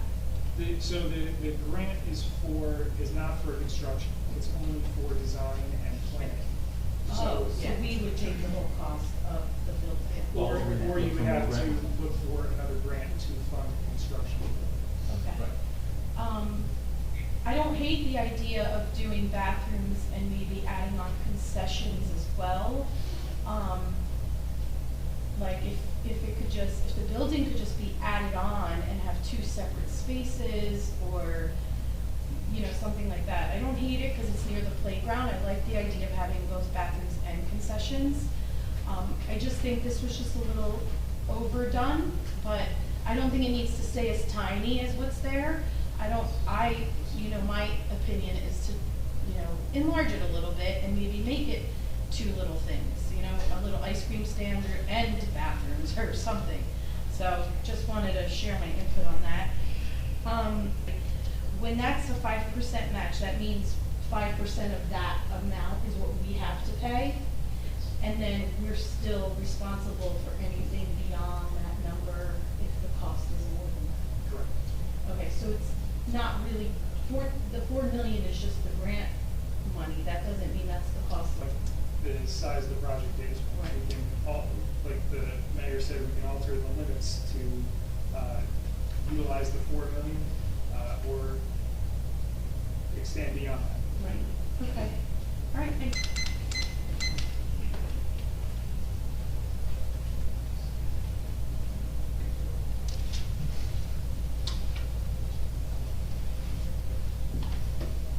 Nancy Meadow, Ocean Park condominiums. since 1988, I've wanted a bathroom at the pump station. I've never wanted a breezeway, never wanted a concession, because we did actually have the concession at that point that we gave when we had the pool. No one I ever know is included in these plans and discussions and meetings. And they always seem to be more grand than those of us who have been asking for things want. I distinctly remember something about getting the grant to research what we're going to do. I thought we already did that. I thought we made it clear that historical artifacts did not belong so close to the ocean. And it just underscores to me how we the people are not listened to. We don't want grand ramps into Borough Hall, like the ridiculous ones that are on the beach, but a bad ramp is better than no ramp. And we don't need a grand bathroom. People from mini golf, quite honestly, are equidistant from the Lorraine bathrooms to Park Place bathrooms or the Park Place playground. So they're not going to all be running in one direction. They divide it up, and it also depends where the gate guard sends them. It's just mind-boggling to me. And then the fact of 5% or 4 point whatever $million on a promenade, that's $200,000, I think, Mr. Gubitosi, is it not? That's my math. You know, I get there with my zeros. We're bankrupt. The fact that you're entertaining spending any of this is absolutely, again, mind-boggling to me, in my opinion. It's irresponsible. Simple is best. And to even go forward with the Main Street stuff, we didn't see any renderings, any drawings. So how can you even make decisions unless we're assuming it's the drawings that we've seen for the last few years? Which again, many of us did not want those things. So I guess there's only a few of us, we're missing one person to vote, and I just, as always, beg of you to be the stewards of our money. DPT as well. It's also your aesthetic as well. Are we a pretentious town? Is that the look we're going for? Or just a little parent want to be able to take their child from the playground to use the bathroom? Thank you. Ms. Meadow, just one quick question, one quick thought. Happy birthday. Thank you very much. Can you sing? Sorry. Can you sing? I meant to say it earlier. My only comment was going to be, just so you're clear, it sounded like we may not all be on the same page. We're not voting on these projects tonight, but we are voting on perhaps making an application for some grant funding. But just so you know, the public will have an opportunity to weigh in on all of these designs. Yeah, well, we kind of know how that's gone when some of us weighed in. It's kind of tuned out on other issues. But Just so thank the you for public- clarifying. You'll have that chance. I appreciate it. Yes. Take this one. Thomas J. Coleman, 612 Third Avenue. Mr. Matlack, that building that you showed on Ocean Park Avenue there, what was the height of that with that improvement? It was the same height as the building that's there. I don't have the dimension off 12 the top of my feet, 16 feet. head. I don't know off the top of my head. Are you aware that a lot of residents complain when that porta john went up? They don't like looking at it, so I don't know who represents the north end, but I'm thinking those people aren't gonna be real keen on a 12, 16-foot building coming east from that site. So just be prepared when the public hearing starts, okay? Because they've already called. What is the projected lifespan of the pavers on Main Street? That I don't know. Because the other pavers are not 40 years old yet. So if these are gonna get us 100 years, then maybe it's worth it. But I still think there's nothing wrong with what's there. Thank you. Okay, we have one more on board and then we'll close. Mia Mullen. Thank you. Yes. I think I'm unmuted.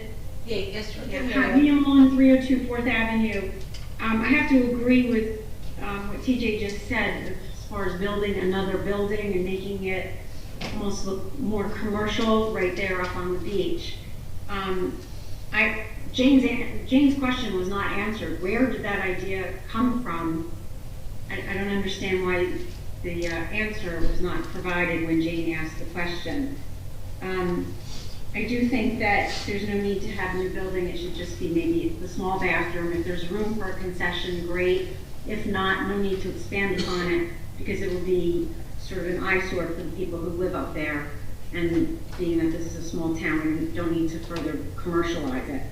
The other thing is, I don't know if it's been considered, if there's even any room, but if you put pickleball lines on a tennis court, it's kind of useless for the tennis court. If anybody's a tennis player, it's kind of impossible to play real tennis, a real match, a game, even just a game, never mind a set, when you've got these pickleball lines on the court.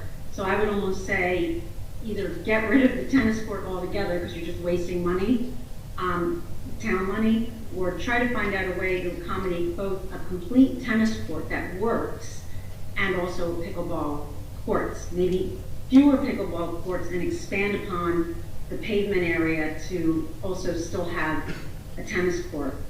A pickleball court can back into the margins of a tennis court, so then somebody can't play tennis at the same time, but it's first come, first serve, whatever that might be. But if you have lines on a tennis court, any tennis player will tell you they can't play tennis. It's like somebody, I don't know what an analogy would be, but if there's a baseball game coming on and there's another ball flying over the field, how are they going to know what ball to catch? It just doesn't work in playing that sport. That's all. I don't know if there's any tennis players in the small crowds that we get at these meetings that we're trying to maybe have more people go to. That's all. Thank you. Just to answer the question. Please. Just to answer that question, I believe the idea of the two buildings that are connected came from discussion with the mayor administrator, because there's the existing bathroom that's hooked up in the summer right there. Originally, the plan was to add onto the building and connect a bathroom. Our architect team came up with the idea of a breezeway between, so that's where that came from. Again, the grant is for planning and design, so there is no design right now. There's no plan for how this building is going to be utilized. The grant is to come up with a plan on how to reutilize this building, and part of that, again, is public input from the mayor and council, and we're happy to listen to any ideas that you guys have. Ben, can you remind me the square footage of the existing building? Was it 20 by 20? It's 20 by 32. 20 by 32. I think, I'm going to. So approximately 600 square feet. It's pretty big. Okay, great. All right, thank you. So we'll move to the next agenda item, which is the approval of minutes. Make a motion to approve the May 22, 2024 council business minutes. Second. Mrs. Noble? Yes. Mr. Gubertazzi? Yes. Ms. Mahoney, excuse, Mr. Weber? I'll abstain, I wasn't here. Mayor Fox? Abstain, wasn't here. May 22, 2024 executive session minutes. I guess we found something in the... Should be the sentence that, because he went so fast. Yeah, no, I'm saying maybe we should table the approval. Can we table the approval? No, We can't? don't table it, I can make the corrections and send them back out to you. So, say what you said again, I'm sorry. Yeah, I can send them back out to you with the corrections. Okay, all right, that's fine. Then make a motion to approve May 22nd, 2024 executive session minutes. With corrections. With corrections. Second. Mr. Noble? Yes. Mr. Gubertazzi? Yes. Ms. Mahoney, excuse, Mr. Weber? Abstain, I wasn't here. Mayor Fox? Same. And you'll get me that sentence? Yeah. Thank you. Make a motion to approve the May 30th, 2024 special meeting minutes. Second. Mr. Noble? Abstain, I was excused. Mr. Gubertazzi? Yes. Ms. Mahoney, excused. Mr. Weber? I'll abstain, I wasn't here. Mayor Fox? Yes. Okay, we'll now go to public comments pertaining to 9/12 agenda. Yeah, We got the executive session. Oh, did I miss one? Oh, I'm sorry, May Yeah. 30th, 2024 executive session minutes, I'm sorry. I'll make a motion to approve this. Second. Mr. Noble? Abstain. Mr. Guptazzi? Yes. Ms. Mahoney, excuse, Mr. Weber? Abstain, I wasn't here. Mayor Fox? Yes. Okay, public comments pertaining to 6/12 agenda items only. Any questions? Yes. On the Greenland 414 Monmouth Avenue, I didn't have a chance to ask the question of Mr. Matlock. I did not hear on the Main Street grant and plan anything about striping, bicycle lanes, garbage cans, recycling, and even importantly, trees. Is that planned for down the road? It's all in the plan. Is it in the plan? Yes. Trees? Yes. Should I answer? Sure. Yeah, the trees, I thought I mentioned, if I didn't, I apologize. Yes, street trees are included in the plan. Striping for parallel parking spaces is being considered. But striping for bike lanes or changing the road lane configuration is not part of this. We're not including paving or anything like that. It's basically just from the curb towards the buildings. Yeah. Thank you. Any other questions on the agenda? Yes.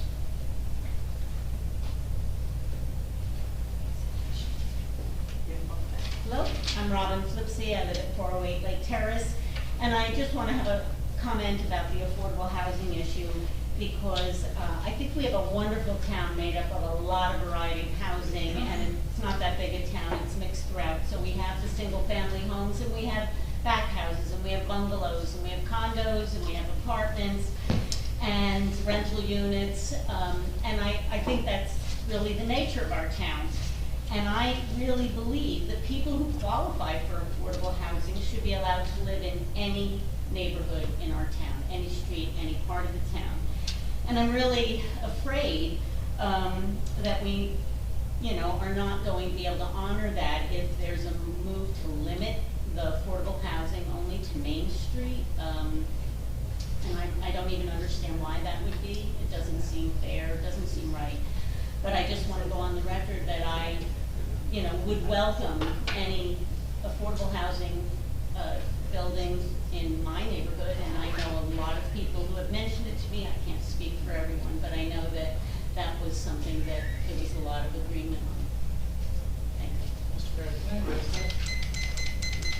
that? Just to address that comment, the planning board, I was on the planning board for 11 years, and a long time ago, the planning board, as we were supposed to do, just had to make a decision and create the areas for affordable housing in this town, and they decided on Main Street, and it wasn't random, it's because the state gives you criteria, and one of the things they want it to be near public transportation, and things like that, so that's why, that's where that was done, and the planning board worked on that for years. That's what was decided, it was public meetings and all that stuff, it wasn't just some random idea to put on Main Street, so it was a whole bunch of us up here, and that's what was decided a long time ago. Thank you. Yes.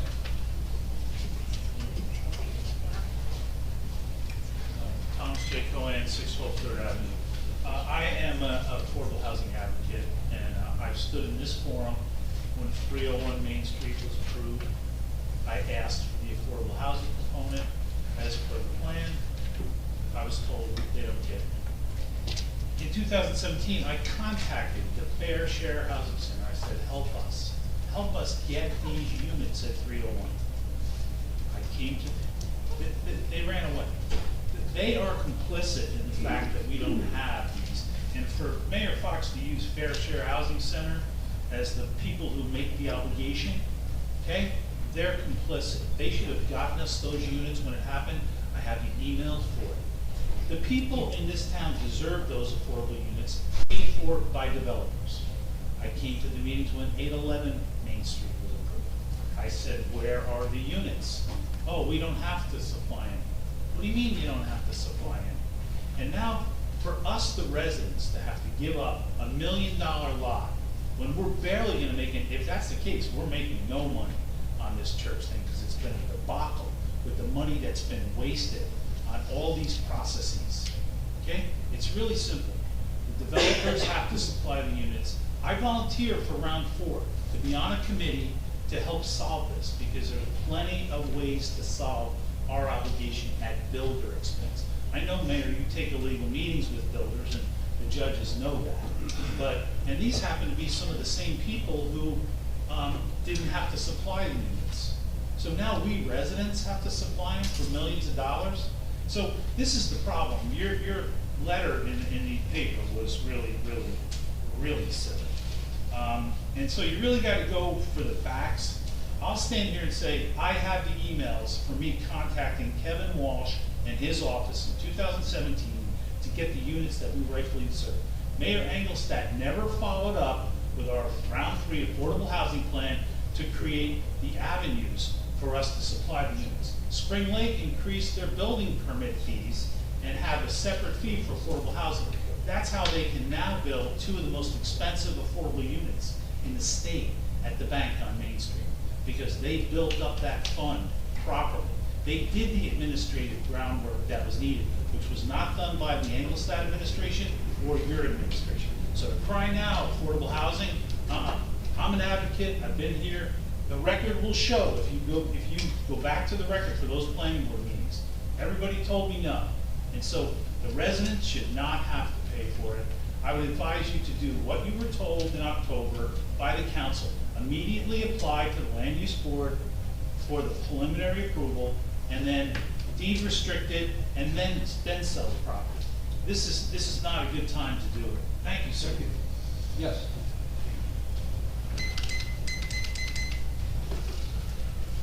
Brigitte McGuire, 610 Brindley Ave. I would also like to ask the council to vote down the sale of the church. I hate that this is going to look like a stall tactic once again in an election year. The deed restrictions are to be done first. It's what has been discussed since last October. I don't know why we're trying to do an authorization of the sale. It's the cart before the horse. That's our tagline here in Bradley Beach. So please do not approve the sale until this goes in front of the land use board. We, the residents, we talk about assets. We have presentations here about our assets. This property is an asset of ours. It is not for us to give away to affordable housing when we have developers lined up for property that doesn't even exist here, that they're trying to get their hands on. That is not up to the residents to give away a property for affordable housing. It's for the developers to buy their property and they figure it out. So in order for us to make the most money, and since we have a big money issue in this town and we tend to not even know where it goes, I would really prefer that we get 4 subdivided lots, deed restricted, sell each of them off the most bang for our buck. We deserve that. I'd also like to say the nature of this town is dog friendly, and they belong in the parks. So Riley Park and Lake Terrace now don't have dogs, you know. We could talk about the nature of this town having affordable housing. Well, public transportation is where it's supposed to be near. That's Main Street. Dogs can't be in 2 parks in this entire town. That's the nature of this town too, so that's not a valid argument in my opinion. Thank you. Yes. They're not sure who you just told.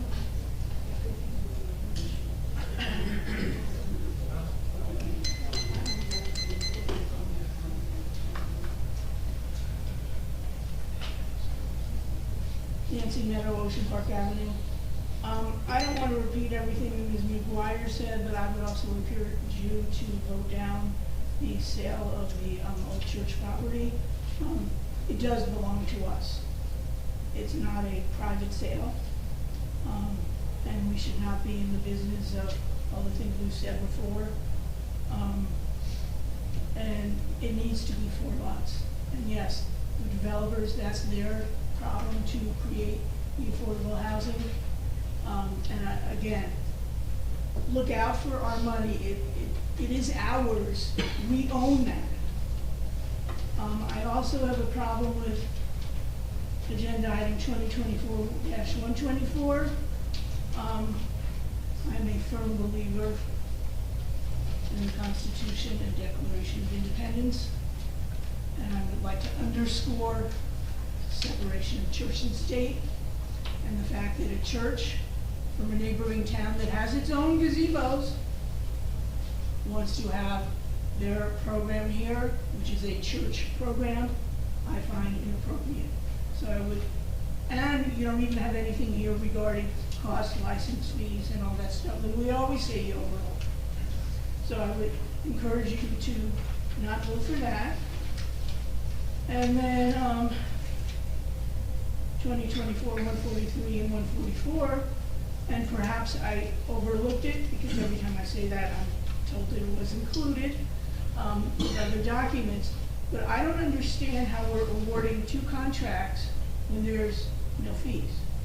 I mean, how much, it would help the public to know how much the fees are. And I'd like to make sure that I'm saying comments, even though you kept saying questions, please, questions, please.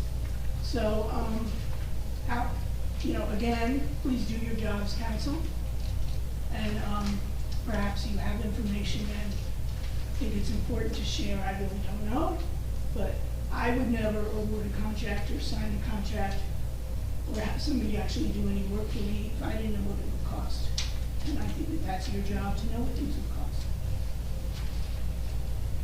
Yes?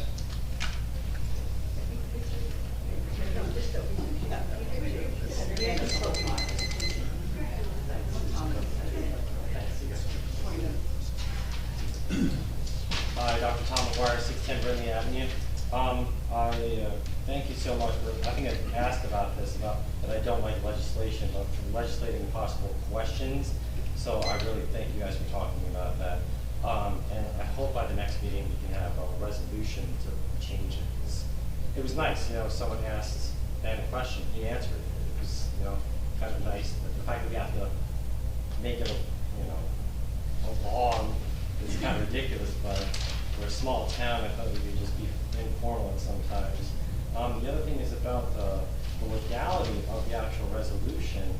I mean, the way I read it, it looks like you're just selling block 41, lot 1 for the church. It's not, it doesn't say subdivided all the different blocks. So me, if I just seen this and I was out of town and I came here, I'm like, oh great, they're selling one property. Because that's what it's listed as, is you're selling one property, you're not selling 4 units on it. I know you've talked about it, but that's not what this says on here. So I just wasn't sure if this is even legal as far as a resolution. So it's great to answer that, I don't know. Did it have to be subdivided? Did it have to go to the land use board first to actually do this? Because according to like the tax map, it's still listed, right, as one block and lot, isn't it? So, without focusing on all the procedures and what has to happen, right? The goal is to, if the town is going to sell this property, that the town should be able to control what it becomes. And it's really a procedural discussion or decision on what is the best way to protect the town in terms of controlling what that property becomes, while not making it so restrictive that if we're going to auction it, that we receive the same amount of money, the most amount of money, right? And so there's two real levers to the question. I can tell you that I'm sorry that you guys are all sitting out here for a little extra time in the executive session, but we had a very thorough discussion in which we engaged the affordable housing attorneys and professionals as well in the best way to receive the maximum amount of money while protecting the town and controlling what it should be. There's been numerous, that's what we, because it's also protecting the town with respect to affordable housing as well. And so that meeting that we just had earlier was to tie those two things together to best protect the town while not burdening the potential purchaser so that they're willing to give us the most amount of money. And there's been lots of ideas in this room about how to do that, and there's many different ways to maybe in our discussions, maybe between 6 and a dozen. Right? And so we settled on a course of action. and it will be published in advance of the next meeting. Okay. The resolution 136 is going to be tabled this evening. Oh. So that we can implement what we discussed in the back and publish it for you guys for the next meeting. Okay. That's the plan. Thank you very much. So I would encourage, Larry, next time you're done with your executive session, if you could have just tabled it right then so you could save at least 20 minutes right now. We want to ask about the church because we want to talk about it. So just your efficiency, and that's what you want, efficiency. I wouldn't have been here. I wouldn't have asked that question. So just for sake of efficiency, next time, share.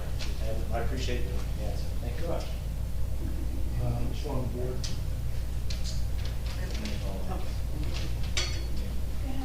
Mary, just walk up. Just go one more. Me and Yeah, Molten just again? go in here. And so is Eileen. I mean, Two of them. Two of them. There's actually There are three. people waiting here too. I mean, I was waiting on the, there and I didn't get to speak, so I walked down here, even though it was still long. Mia Mullen asking a question. Mia, are you asking a question again, or? Can you hear me? Yeah, loud and clear. Yeah. Sorry, because it says the host is not allowing participants to unmute on my screen. You know, a great example of why we should be able to ask questions is what just happened. Because I had a question regarding the sale of the single lot as well, and Greg just answered it, and I could save time by not giving this talk that I'm talking about right now. But it goes back to where I didn't get to speak at the beginning of the meeting on the workshop, which is the amendment to Chapter 5, whatever it is, for trying to make a decision if we should allow for questions or not. Or as the mayor said, the goal is to try to shorten our meetings. I will tell you that I'm in agreement with what the mayor said, which I never am, that I do believe that people don't go to the meetings, we don't have more people at these meetings because of the length of the meetings. I actually would have, I would agree that maybe we shorten the time, but no matter what, you always have to allow people to ask questions, and that's just built into the time. And if you shorten the time, it might force people to be more succinct, including myself, because sometimes we do tend to ramble. Maybe people need to jot down their questions and make sure they get their answers that are relevant to whatever either the agenda is or important things that really affect everyone in the town, because that's why this is a public meeting, so everyone can hear the answers. But I think exactly what just happened with Dr. McGuire, where he asked a question and he got the answer right away from Greg, just solves the problem, where we know now that there is a next step and we don't have to dwell on the sale of Lorraine Avenue at this time, because I was disappointed myself to see that there were, I don't even know if there were the subdivisions that were made. This was what was promised so long ago. They were going to reconfigure it, that it was all going to face out onto Lorraine Avenue instead of the side streets, so it would be more attractive to a buyer. But so those were my questions, but I'm wasting the time here, not being as succinct as I should be if we were to minimize or shorten the length of time. But no matter what, you have to allow people to ask questions and get answers and have transparency. And there's been a lot of discussion tonight about how cumbersome it would be on Erica and how the public would not know the answers. I think the example with Eileen, where she brought up the question about the $300,000 account that's in trust, whatever that might be. I missed that meeting, but I will tell you the word got around about that in town, and it makes the town, the council, the mayor look bad that she was told to Oprah something when it came to our money that she was asking about. She wasn't asking about the mayor's money. She wasn't asking about the council's bank accounts. She was asking about everybody's money in the whole town, and she deserved an answer that night. And if that continues, then I think somebody else made a good point that there's no point in going to these meetings because it's not a public meeting. It's just a view of watching the mayor dictate however he wants the meeting and the problems or whatever to be solved or created. And I think that's really all I wanted to say, was just about the meeting, allowing the questions, and I'm glad that Greg gave us an additional report regarding the sale of Lorraine Avenue. Thank you. Thank you. Yes. Hi, Mary Baxter, 218 4th Avenue. I have a number of comments, but I wasn't allowed to speak earlier when I had my hands, which is why I'm here. I'll say this for the very end. I'll speak specifically and concisely to the church. I personally, listen, affordable housing can be next door to me, it can be that side, it can be across from me, it can be the whole street. I support affordable housing. But the idea and the suggestion that we are looking to discriminate against people in affordable housing because we don't want to give up that one lot is frankly incorrect. And it's offensive to many of us. Here's my issue. I want 4 lots. This is how much our taxes went up double digit. So on the one hand, we have a developer who was on the call, I don't know if he still is, looking to develop auto tech site. Great, I can't wait for that. I'm sure he'll do a great job. But we want to instead give one of those $4 million lots to him or her or somebody else for affordable housing at our expense. That's $1 million. $1 million, yeah. Don't, first of all, I should have prefaced, no. This is my time. I have it on tape because I've done the content analysis. You shut down women who you don't agree with. So I'm just asking you to let me speak. That's it. Absolutely, I'm just trying to clarify. I'm asking you to let me speak. I'm letting you speak. Go ahead. Well, then stop speaking. Stop speaking, please. Because I've watched it. Okay, just don't say a word while I'm speaking. Thank you. So that's my issue. It's more about budgetary things. I want more affordable housing in this neighborhood. I support it. I would have it next to me, but this idea that we're going to just give away a lot for affordable housing, and then the people who are against that are somehow elitist, kind of like what people accuse the folks on the 6th Avenue of 6th Street of 4th Avenue about the elitist about the pantry. I'm sorry.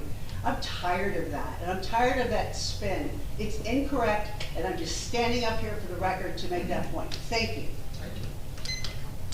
The point I was trying to make before was that the developer doesn't take on the affordable lot. That would be, there's actual companies that do that for, that's their business. So I'm just trying to clarify your point. Sorry. Is there one more on the board? There's 2 actually. Brian Downey? Hello, can you hear me? Yes, I can. Hi, okay, great. Brian Downey, 619 4th Avenue.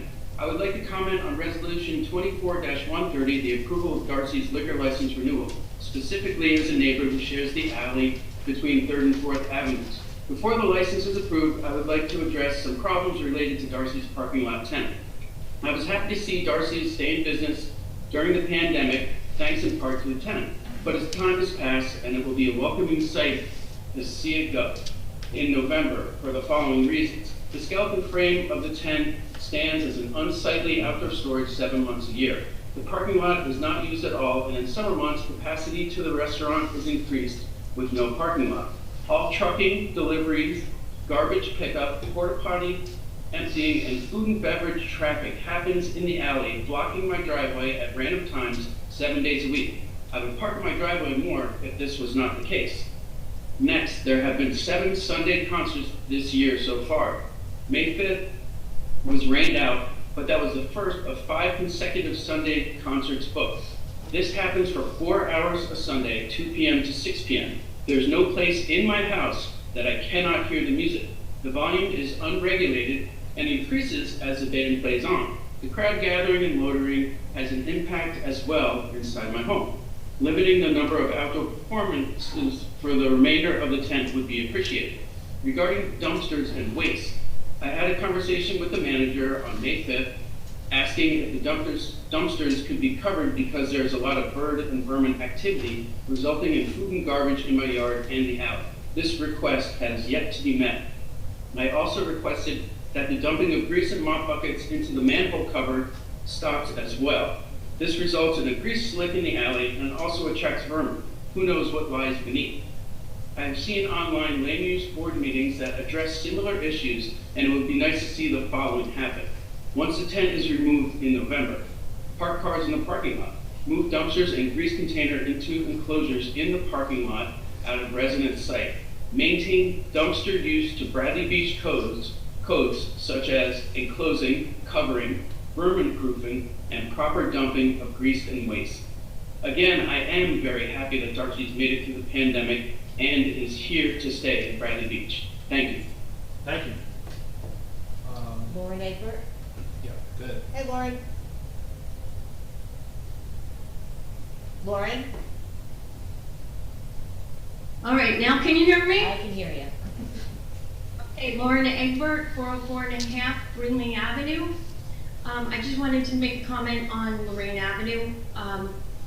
And I would echo what people have said, that I would object to the idea of giving away $1 million lot on that property. And I would like to underscore again that this from the very beginning has been a public asset. I would have liked to have seen from the beginning there being meetings in large public spaces with plenty of advance notice, as opposed to the 2 or 3 days notice that there was with respect to what to do about it. I have absolutely no concern living down the block and around the corner with affordable housing.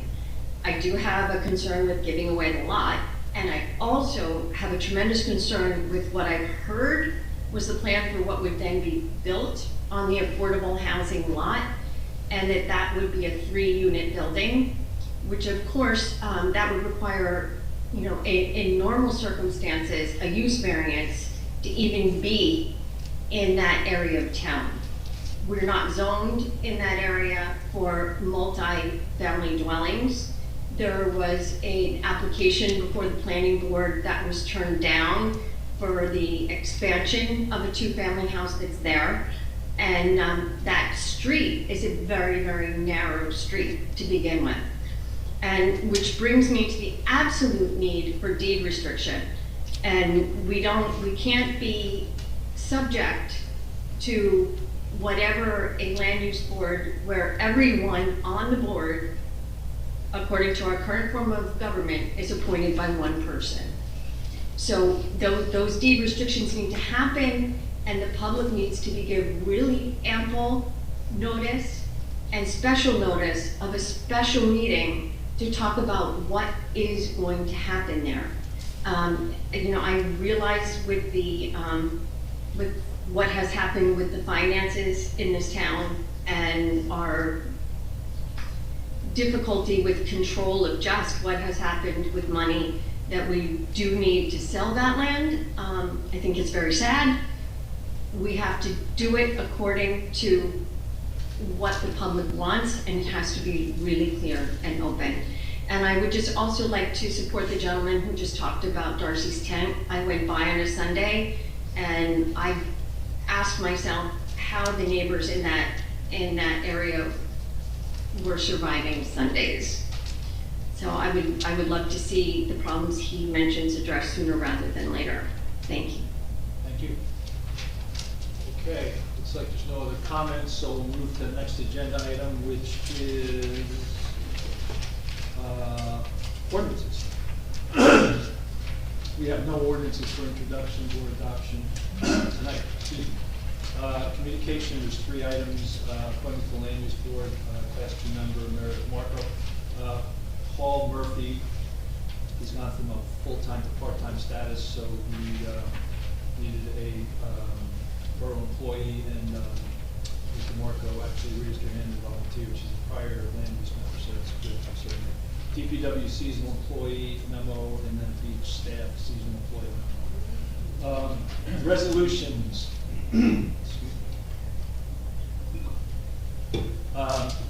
Consent agenda, I'll go through those quickly and for approval.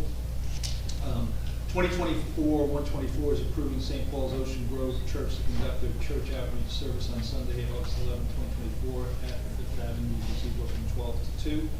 2024-125, approval of the lien redemption for 600 Brimley Avenue in the amount of $27,252.06. 2024-126, approval of annual renewal alcohol beverage liquor license for KDK of Bradley LLC, TA the Bradley Beach Bowl. 2024-127, approval of annual renewal of the alcohol beverage liquor license for Swami Shireen Inc., also known as Shore Wine and Liquors. 2024-128, the approval of the annual renewal of alcohol beverage liquor license for Gladys and Carlotta, otherwise known as Bradley Liquors. 2024-129, approval of the annual renewal of alcohol beverage liquor license for Rick's Bar and Grill Incorporated. 2024-130, approval of the annual renewal of alcoholic beverage liquor license for Darcy's LLC, otherwise known as Darcy's Tavern. 2024-131, approval of annual renewal of liquor license, beverage liquor license for Uva on Main Street LLC, T.A. Pagano's, Uva Restaurant and Wine Bar. 2024-132, approval of annual renewal of alcohol beverage liquor license for Portuguese Shamrock LLC, also known as the Elbow Room Bar and Kitchen. And 2024-133, approve the annual renewal of inactive alcoholic beverage control license for EMAM Lab LLC, otherwise known as Bradley. It's the old cinema. Just a question, before we go forward, Mr. Mayor? On the liquor license renewals, the first two, on the actual resolution, it says, objections and recommendations have been made, and on all the others, it's like there's no objection. So I want to know, who's making these objections? What does it consist of? Objections. It says right here, whereas objections and recommendations have been made to the renewal thereof. So I'm just asking, who is making the, whereas objections and recommendations, so these are the recommendations of the, cops in the shops and all this other stuff. Are the objections coming from the police? Yes, yes. Okay. So, do we know what the objections are? You don't know. I don't believe there are any objections, it's just what's listed on there. It says right here, there's objections and recommendations, and all the other ones say there's no objections. So I'm just wondering, we just had somebody that had concerns about one of them, and it says there's no objections, so I'm just asking who's making these objections and where do they come from? That's all. It's the police department, that's, The police department makes the objections. Okay. but there are no, They conduct a local review for liquor license renewal. So in my memory, it seems like every year there's objections about the, say like the bowling alley one. Is it the same thing? It comes to all these recommendations, and I'm assuming they follow. I don't know of any objections that it's referring to. You don't know of any objections. Okay. But their record, so they carry from year to year with their special conditions. it's special conditions. So there's special conditions on the bowling alley? Which Yes. listed in that resolution. Okay, so those could have been from prior years. The best practice is just to continue to renew it with those special conditions, even if the specific problems that led to them have been alleviated, to maintain it. If the licensee has rights to get them removed through the ABC if they'd like as well. It's not a one-way street. If there are objections or concerns about a current, the process is special conditions. There's a process to do that. It involves notice,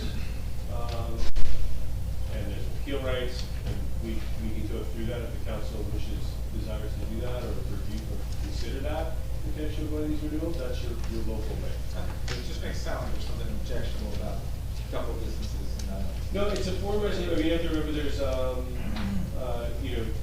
this is a bifurcated process, so all of the overall credentials to hold a license in the state of New Jersey are governed by the ABC, and they check qualifications of the felony convictions, undisclosed interests, and all the place and individual qualifications where you're able to insert intoxicating liquor under their regulations. The town has things that you would believe should be under local control, like hours of operation, specific issues with particular establishments, and the special condition process is designed to address local issues that are in your jurisdiction. So that's the whole rubric that you're working. Thank you very much. And you made a motion, Mr. Mayor. No, I had a couple questions real quick there, Mr. Mayor. So, Erica, maybe a similar question, but on 127, maybe it's just a typo, I'm not sure, but the whereas objections and recommendations section, number 1 says, the licensee shall incorporate. Is that cooperate, or is it? Cooperate. It's supposed to be cooperative. Yeah. Oh, okay, so I just want to make sure we weren't incorporating. No. Okay, and I am just curious, what is? Last question. Thank you. Bless you. What is the activity, the outreach for 2024-124? Do we have a better understanding of what the church outreach is? What is that? It's an Ocean Grove, church, I don't know, it's an outreach program, I have no idea what they're doing. They've done it before? They have not. This is the first time they asked. I believe they didn't have anywhere to do it in their town. The outreaching for new, we don't know. New members. I don't think it's something they're looking to make a homeless. habit out of, using our gazebo. I think they needed a spot to, do this, and they chose here. Okay, thank you. Then it is available, yeah, the gazebo available to the general public. It's available to anybody that wants to go to it. I mean, it's not just for Ocean Grove I'm just residents. curious what the activity was, is it gonna be? Doesn't sound very- wild. I don't think it's anything wild, and anybody can attend. Okay, thank you. Yeah, obviously you can't evaluate the content of what might go on there. It's available to general. It's one of the issues of renting public facilities. That's the extent of my questions, thank you. Okay, motion to approve the consent agenda? Second. Thank you. Mr. Noble? Yes. Mr. Gubatose? Yes. Mr. Mahoney, excuse. Mr. Weber? Yes. Mayor Fox? Yes. Individual resolutions. There'll be a couple of little twists and turns here. The first is, and actually it ties into 2024-134, 2024-135, and 2024-136. So we'll start with 2024-134, authorizing withdrawal of pending litigation before the Superior Court of New Jersey, Monmouth County, entitled in the matter of Borough Bradley Beach, docket number 111-11002. Comments? Yep. Yeah, so on this particular resolution, the wording may not be all that clear to the public, but basically, between this resolution 134 and the next resolution 135, this is a choice facing the council. We have to choose one or the other. So we'll be voting on the first one. If, depending how that vote goes, we'll do the opposite on the second. And just so everybody understands, basically, the borough had this opportunity to attempt to comply with a fair share housing obligation that we have of 3 units. It wouldn't, if we were to pursue that, working with fair share housing, that's really item 135. If we were to pursue that, there are some risks associated with that, and there are some costs associated with that. And a few people have commented tonight that the costs are largely giving up a potentially $1 million piece of property to a nonprofit organization that would help us construct that housing. And there at least were concerns raised also that what would be constructed there could increase density in that area for other residents nearby. So that was option one, to again encourage the building of that fair share housing solution, but it would be at a significant cost to the borough, $1 million, perhaps, give or take. And when we get to 135, that was our alternative, which would be to, that is, 135 would be continue. 134 that we're about to vote on is our only other option, which would be to withdraw our application to participate in fair share housing. So that's basically what we're about to vote on. I just want to make sure people understood. We will continue in 2025 for round 4. Depending how we vote, yeah. Right. Greg, can I vote on 134, because it's just about withdrawing from affordable housing? That is okay. I would recommend that you would see this on 319 because of where you That's what I'm fine with, thank you. Okay.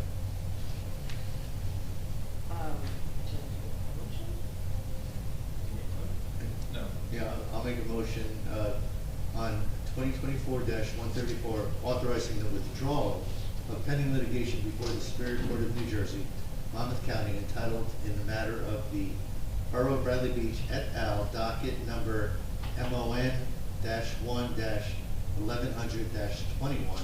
I make a motion to approve this resolution. Second. Mr. Noble? Yes. Mr. Gubatose? Yes. Ms. Mahoney, excuse. Mr. Weber? Yes. Mayor Fox? I'll vote no. My primary reasons for voting no are my concerns around the loss of temporary immunity that we lose, potential for development in town, in other sites. Also, a couple of small things like the Affordable Housing Trust Fund, we can't really be involved in that, although we've said it, but we haven't done anything with it. I think it puts a little bit of Main Street at risk, and it does open us up to a potential lawsuit from Fair Share Housing. And basically, the primary reason is failure to comply with our constitutional obligations. So those risks I view as risks, and I try to minimize risks, number one. Number two, Fair Share Housing and our special master provided that option to us on 319 Moraine. It was misstated by a few people that that was, my idea. It wasn't my idea. It was Fair Share Housing's idea. They made the recommendation. We worked towards I think what would have been a good fit for the neighborhood, and we would have provided some affordable housing in our community, which, we're chasing that right now, given our land values and our property values. So that's my rationale for voting no. Okay, 2024-135, given the fact that 2024-134 was approved, I'd make a motion to withdraw 2024-135. Second. Mr. Noble? Yes. Mr. Gubatose? Yes. Ms. Mahoney, excuse. Mr. Weber? Yes. Mayor Fox? Yes, given 2024-134. 2024-136, authorizing the sale of 317/319 Moraine Avenue, also known as Block 41, Lot 1, on tax map of the borough, in accordance with New Jersey SA 40A, semicolon 12-13. I'll make a motion to table that, and the table is really because of the length, partially because of the discussion we had. There's a couple of refinements that need to be made. But we're very confident that on the 6/26 meeting, we will have this buttoned up and ready to vote. So I will make a motion to table this resolution. Second. Mr. Noble? Yes. Mr. Gubatose? Yes. Ms. Mahoney, excuse. Mr. Weber? Abstain. Mayor Fox? Yes. 2024-86, introduction 2024 budget to be read by title only. Make a motion to approve 2024-86. Second. Mr. Noble? No. Mr. Gubatose? I'll spare everyone my typical lengthy prepared statement on this particular topic. But I'm just going to say that the definition of insanity is doing the same thing over and over again and expecting a different result. And our administration continues to put the introduction of the budget on our agenda, which is certainly their right to do, the mayor's right to do. But we, the council, don't fully understand this budget. We have repeatedly for 2 months asked for access to the CFO. We don't have access to the CFO. More recently, as I've begun to better understand a few of the issues, I've at least raised the question that would we be able to have access to department heads? So far, the answer to that has been no, or at least non-responsive.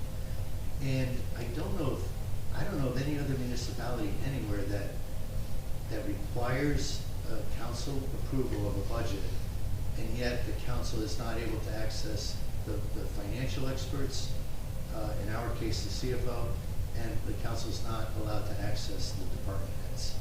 So with that said, I have to continue to vote no. Ms. Mahoney, excuse. Mr. Weber? Just letting everybody know, I've had access to the CFO for every single budget since 2017, since I've been up here, and by access I mean, conversations, not in the council, just private access, and, I don't know why this year is different, so I will vote no. Mayor Fox. I'll vote yes, and I will comment on the comments.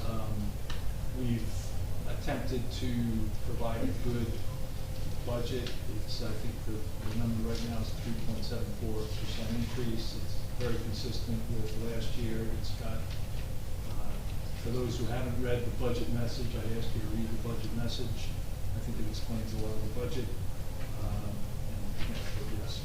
Okay, 2024-137, authorizing amendments to the temporary budget. Make a motion to approve amendments to the temporary budget. Second. Mr. Noble? Yes. Mr. Gubatose? Yes. Ms. Mahoney, excuse Mr. Weber? Yes. Mayor Fox. Yes. 2024-138, authorizing Borough to send estimated tax bills. Make a motion to approve 2024-138. Second. Mr. Noble? Yes. Mr. Gubatose? Yes. Ms. Mahoney, excuse Mr. Weber? Yes. Mayor Fox. Yes. 2024-139, adopting a cyber incident response plan. Make a motion to approve 2024-139. Mayor, question on this one? Unfortunately, I know Councilwoman Mahoney couldn't be with us, but I am aware, she copied us all, that she was asking questions of our business administrator. Do you? They were all answered. Were they all resolved? Yes, yeah. Okay, great, thank you. You're welcome. So- Second. I thought you seconded it already. I know. No, I. Mr. Noble? Yes. Mr. Gubatose? Yes.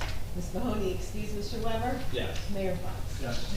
2024-140, approving the closeout change order for Lake Terrace Park EV improvements. Make a motion to approve 2024-140. Second. Mr. Noble? Yes. Mr. Gubatose? Yes. Ms. Mahoney, excuse Mr. Weber? Yes. Mayor Fox. Yes. 2024-141, authorizing preparation and submittal of the Community Development Block Grant Funding Application for fiscal 2025. Make a motion to approve 2024-141. Second. Mr. Noble? Yes. Mr. Gubatose? My quick comment on this, and it's really responding to one of our residents' concerns earlier, and that is, we're voting on something we don't know the exact price on yet. But we have a pretty good, just for the public to know, we have a pretty good track record on these applications, typically running $4,000, $5,000, $6,000. As was noted earlier, and Mr. Malik, I'm not going to put you on the spot to ask you for pricing on any of this, but we've got a pretty good track record in terms of what I would deem to be a reasonable cost, as well as a great track record in terms of actually receiving fairly significant grant funding. So it's not that I personally did not consider the fact that I was voting on something where I don't know the exact cost. However, if your firm continues to work, in the way it has supporting the borough, then I am confident in voting yes for this.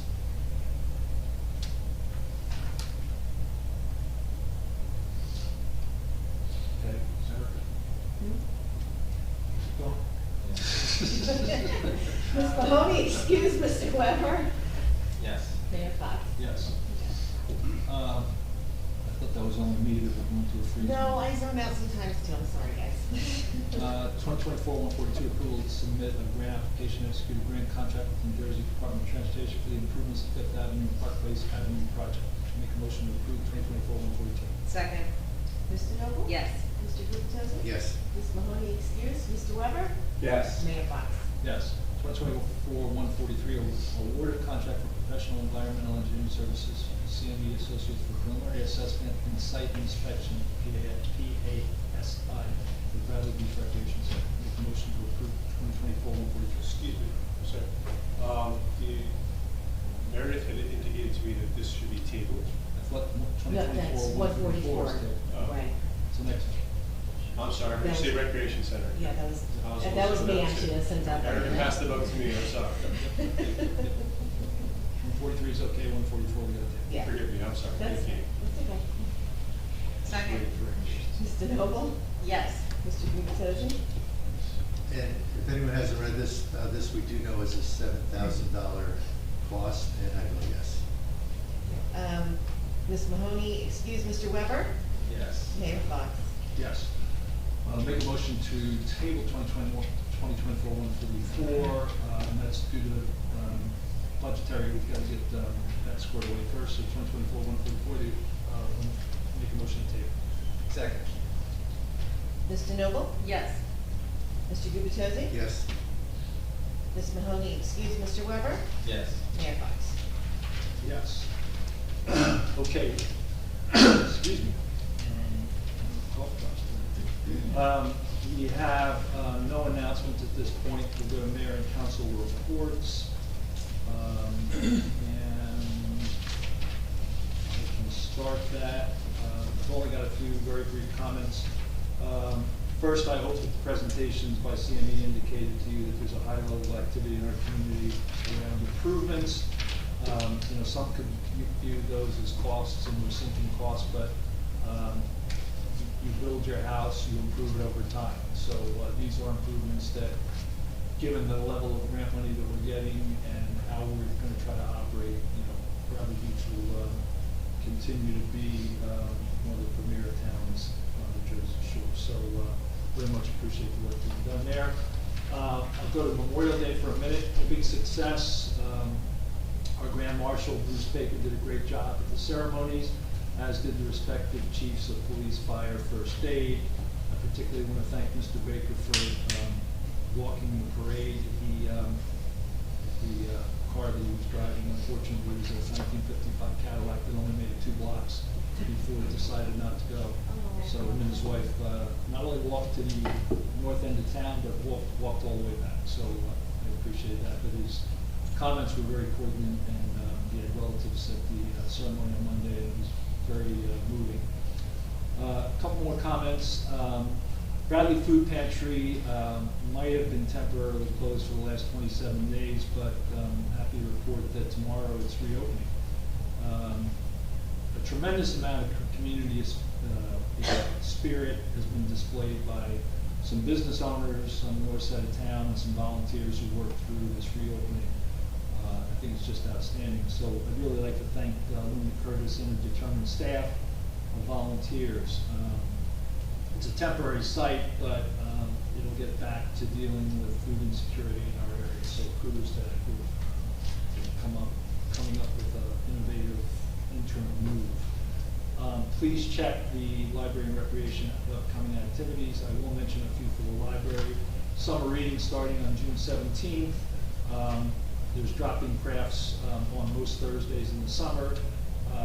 June 18th, I think this is a really important one. Marielle Hidalgo is going to do a Juneteenth celebration of jazz music at the library. So I think that's a great event to attend. On Saturdays starting in June, we also have English as a second language classes for Spanish-speaking adults. Registration's required. And there's a few other kind of key things, but just check the website. There's a tremendous activity for the library. Recreation is starting pretty soon with the summer camp, which has been a great success. We were able this year to reinitiate a shared service agreement with Neptune City, so we've gotten some more of their students, and we're happy about that.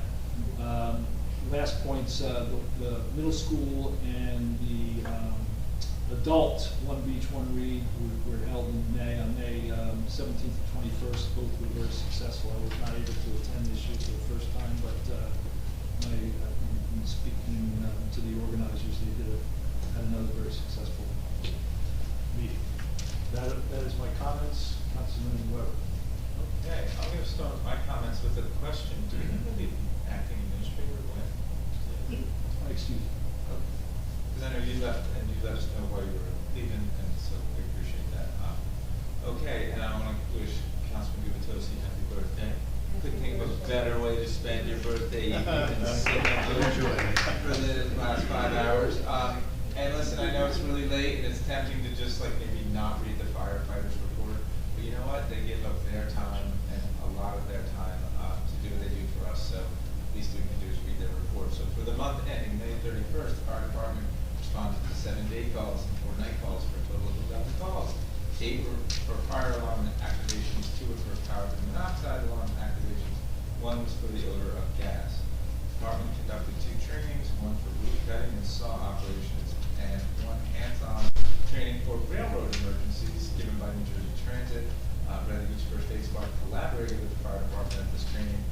no mutual aid requests, and the department fulfilled 100% of their assignments. And of course, they're looking for volunteers as always, and they offer free training, and you can get that information through the borough website. I would also like to say that Memorial Day Parade was great. Of course, we had great weather. I know a lot of people in town put a lot of work into that. People that work for the town, so I just want to thank all of them. Also, a lot of volunteers volunteer, and it makes the event great. So it's great to see everybody, and we just appreciate that event. And then on Memorial Day itself, I think we did a great job having a solemn Memorial Day. And again, same thing, a lot of staff time and a lot of volunteer time, and that makes it great. So thank you to everybody that had something to do with that. Continuing with the greatness, the Alliance Week last week, this was last week, right? It was great. I want to thank Paul Gavin and everybody at the Alliance. They put on a great week's worth of events. I went to the art show at the real estate place across the street, which was great. They did a great event at the Maritime Forest, and reminding everybody what that is all about. And they had a moving park, which I went to with my family, which was enjoyable. So one other thing I'm going to mention is just simply an observation on our form of government. I know Belmar has the same form of government that we have. The only difference is they're a partisan town. But when I read the paper, I read about in Belmar how this council member is working on this situation with the housing authority, and they head that up and deal with that. And another council person is leading the whole effort against the Verizon towers, and then this third council person is dealing with the issues at their marina and heads up that whole operation. And they all have like agency and ownership on these things. We have the same form of government, and it just strikes me when I read the paper that we don't have that. It could be like that here. It used to be like that here, and just throw that out there because I know the form of government change is on the table. And now, well, I just want to say that we also know the status of the DPW and the dispatchers and the administration workers. Their contract, they're going to have a hearing in August, and I know people always ask what's going on with them, and we just know that they're going to meet with PERC in August. So I know that everybody's curious, they don't have to ask because that's really the next step. So that's it for my report. Thank you very much. Thank you, Councilman Lucas. Thank you. I'd like to start with a quick police report that has been provided to me by Detective Lieutenant Browning. A North Jersey man was arrested for hindering apprehension after police responded to the train station for a dispute. The man also has several outstanding warrants, including a full extradition Superior Court warrant. A local resident was arrested and charged with simple assault. Another local resident was arrested for violating a restraining order. Following a traffic stop, a local man was arrested for obstructing the administration of law, hindering apprehension, and several motor vehicle violations. We also had 2 subjects since the last meeting arrested on contempt of court warrants. I'd actually like to make a quick motion, and I hope someone will second and support this, but I'd like to make a motion to add our Bradley Beach Police Department K-9 presentation to our July 10th meeting agenda. The reason I'm doing that is because through my own omission, I was supposed to have it added to tonight's session, which would have probably taken us a little late. And in working with the chief, I've learned that one of our guest presenters will actually be on vacation the second meeting of June. So again, my motion is to add the PD department's K-9 presentation to our July 10th agenda. Is there a second? Second. Mr. Noble? Yes.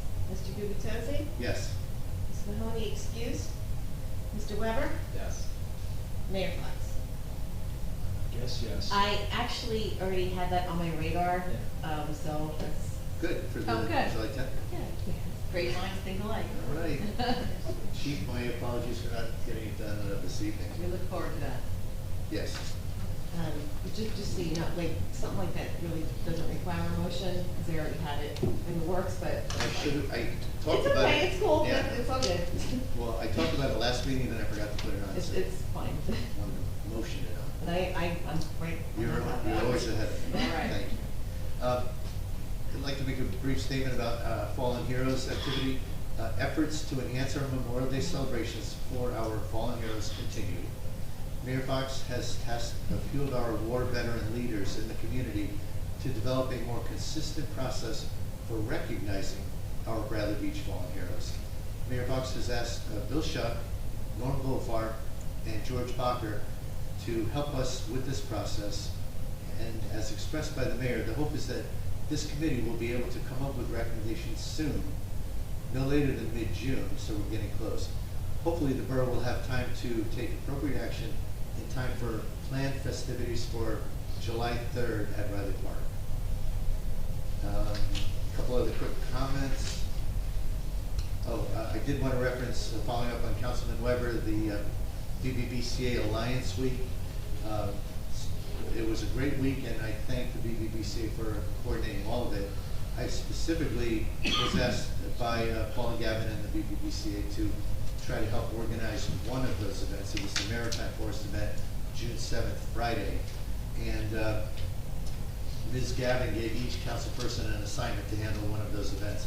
In the case of the Maritime Forest, we had an extremely knowledgeable guest speaker. Most of you probably know him already, Captain Al Majeski, but he did a great job framing the 11 or 12-year history of the Maritime Forest and a little bit of the role that our Mayor Julie Schreck had played at that time.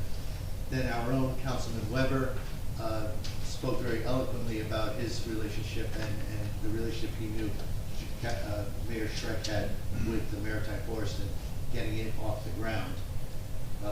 Also, our own Jane DeNoble was the speaker. You notice I didn't have to go too far to give the guest speakers, who spoke eloquently on the Shade Tree Commission. And the Shade Tree Commission donated an American holly tree, native species, salt resistant, to the Maritime Forest. Also want to recognize Michael Heidelberg, our superintendent and principal from the Bradley Beach Elementary School, who managed to assemble a number of our students from the elementary school who are participating in the environmental club there. And it was great. The kids lined up with the Shade Tree folks who donated the tree, and we got some great pictures, and hopefully one or two of those can make one of the newsletters that come out. Overall, it was a beautiful day, a pretty nice turnout, and the ultimate goal of this particular session was just to educate the public on what a great natural resource we have here in Bradley Beach. Northeast corner of the town. A lot of people have said to me, this looks like a bunch of weeds. It's all natural, native species plants, serves as a habitat for migrating birds. They call it the Starbucks for birds.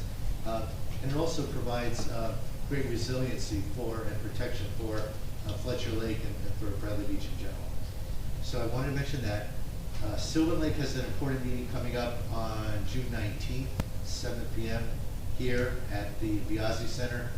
They're going to evaluate more around the funding that's available to Bradley and the dredging of that lake. And my final prepared comment, I want to reference once again Local 152 and the status of that bargaining and that contract. Weeks and then months go by and no contract agreement has been reached with Local 152, the union that includes our dispatch, clerical, and DPW employees. We are approaching 1.5 years without a new contract and without pay raises. I understand that we have lost 3 DPW employees in this time frame, and I believe none have been replaced. The lack of contract progress certainly can't be helping our efforts to retain these valuable employees. Of course, the council does not manage employee activities. Only the mayor has this authority. However, once a contract is agreed upon, the council must vote to approve it.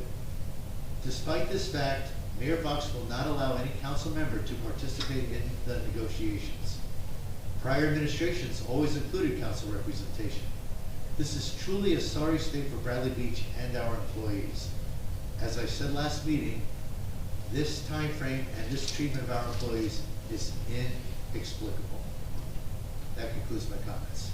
Thank you. The only comment I want to make on your comments, Councilman, if you don't mind, is if somebody asked you about weeds in the Maritime Forest, hopefully you can now say there's no weeds. One thing I didn't mention is we had 75 volunteers on last Friday during the day cleaning out the Maritime Forest and doing a beach sweep. One of the corporations had their impact day.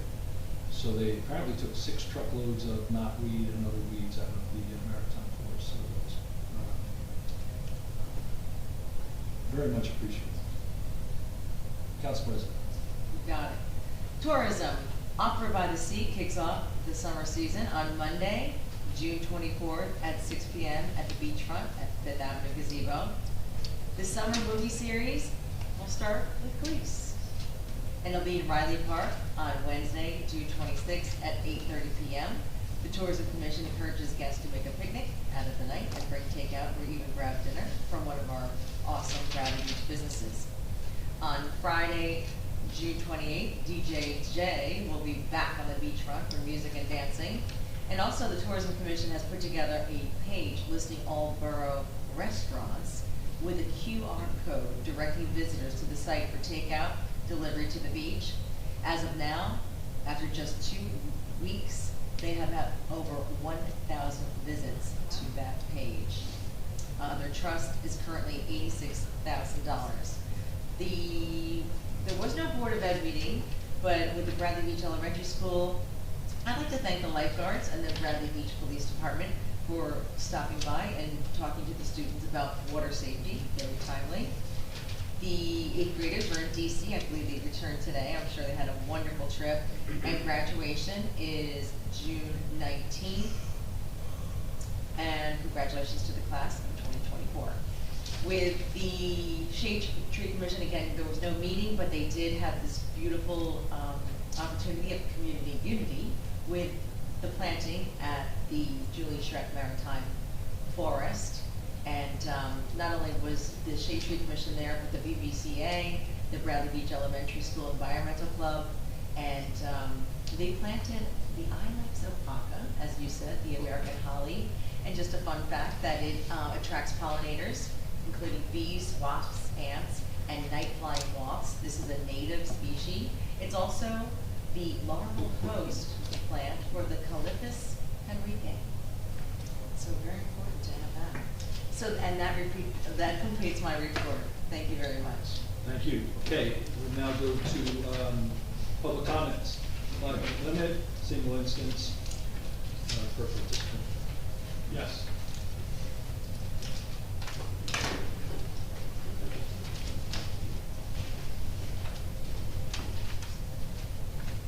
I'm Paul Champion, 411.5 Lorraine. Since there's no liaison with the Historical Society, I thought I'd give a Bradley Beach Historical Society report. We started off in Alliance Week on Monday with our second annual virtual stroll down, down Main Street. And we talked about delis, barbershops, luncheonettes, and what else? I think that was it. Sorry? Bars? And bars. Next year. Mostly ones that existed through the 50s, 60s, and 70s. And we had about 40 people on Zoom as part of that session. On Tuesday, I made a presentation to the 3rd grade class at the Bradley Beach Elementary School on the history of Bradley Beach. And this is something that we have not done since before COVID. We also are in plans for doing a tour of the museum later this summer to the summer school students. Thank you. Thank you. No comments? Yes.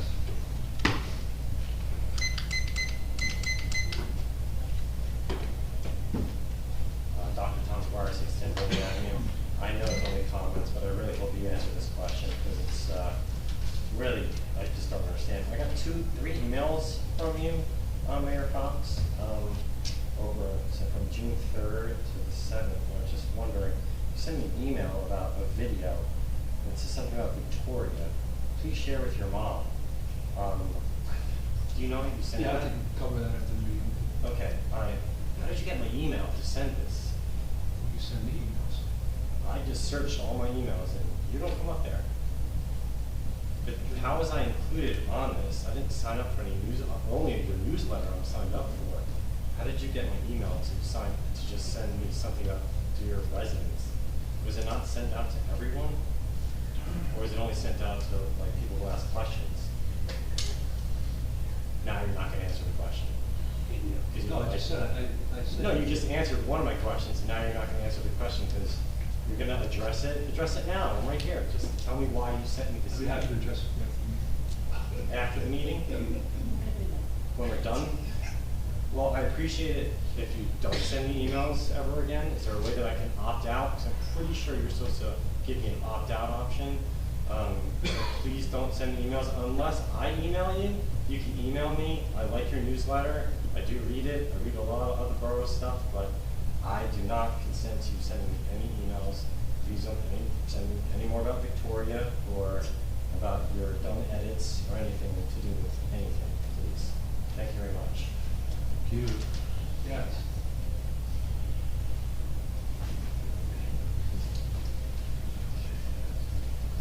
Hi, Peter Sharp, 301 Second Avenue. I missed a number of meetings, so this is a topic that's already been addressed or hopefully resolved. Please stop me. But I've been thinking about the various legal actions that have originated in Bradley Beach and made their way to Freehold over the past year. And I'm specifically wondering about the accumulation of any legal charges that have taken place. Those will eventually come due to the citizens of Bradley Beach. I'm thinking of 3 legal actions in particular. I guess last year around this time, the council tried to both nominate and approve 3 paid positions for the borough. This was clearly outside their authority, and the case ended up in Freehold because Mayor Fox felt compelled to defend his prerogatives to do the nomination.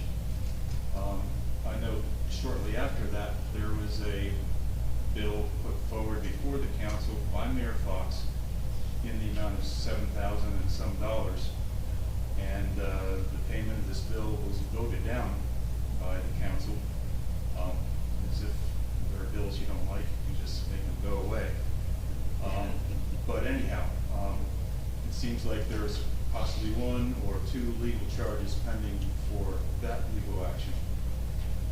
Then, call it round 2, the council passed a resolution to limit the mayor's powers for temporary appointments. That also ended up in Freehold. Again, there was a court decision by Judge English. Even though this was perhaps a tighter legal matter, he still ruled against the council.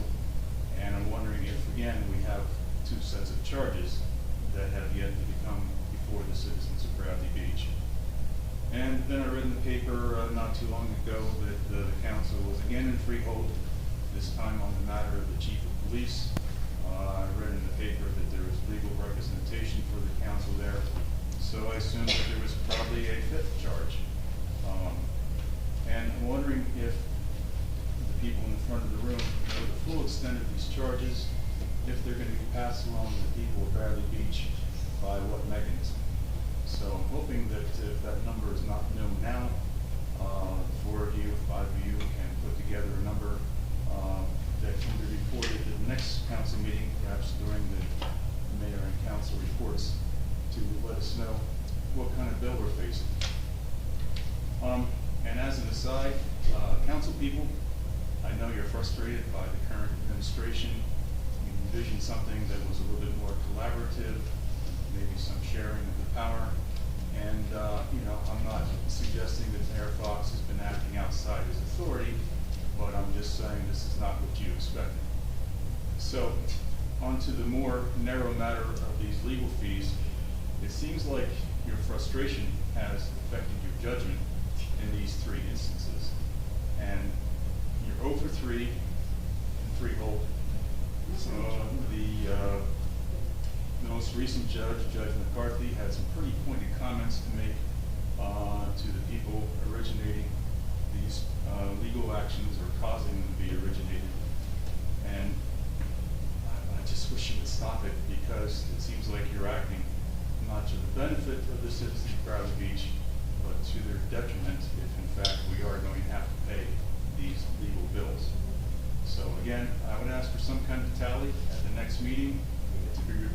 the citizens of Bradley Beach to see how much we're on the hook for. And I thank you for your time. Thank you. Yes.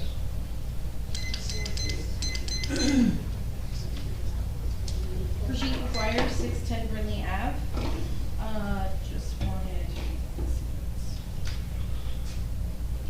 Wanted to say I love the QR code up at the beach. I noticed it, took a picture of it. Back when I sat on tourism, we really tried to incorporate how to be able to support Main Street food establishments while people are on the beaches. So I do love that. Glad to hear it's doing well.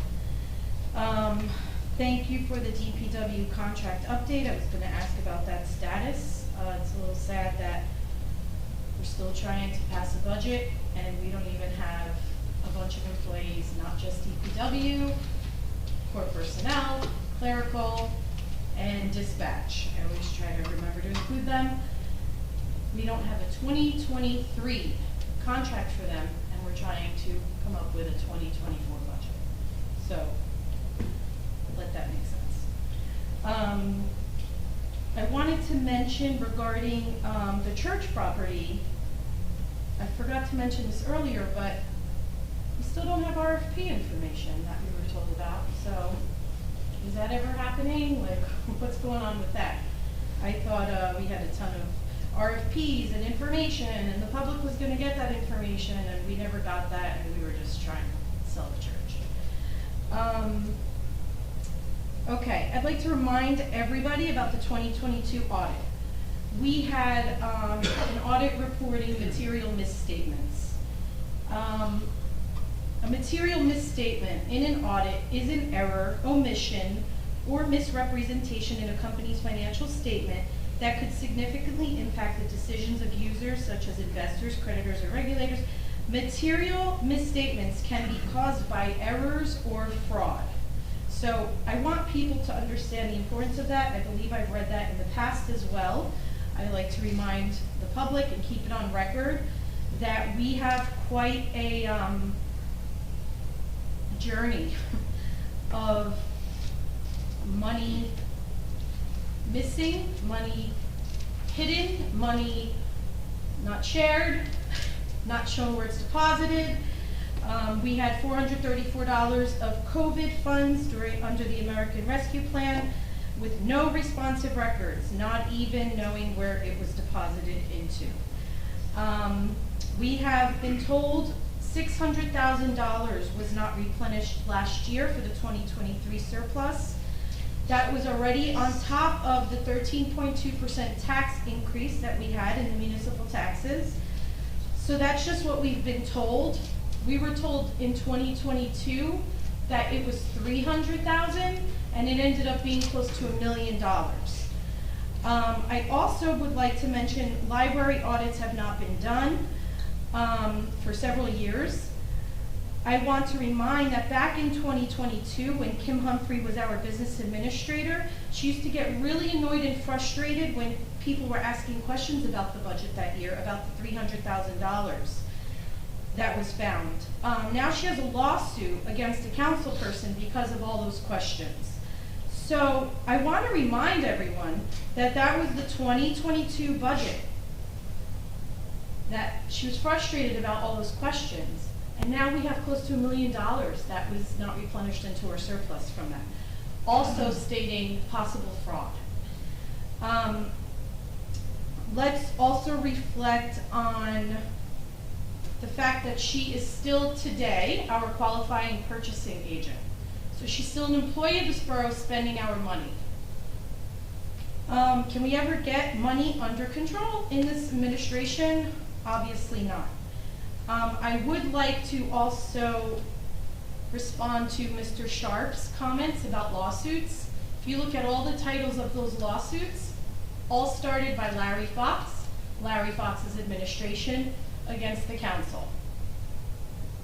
Who is spending our money because he can't collaborate? Larry Fox.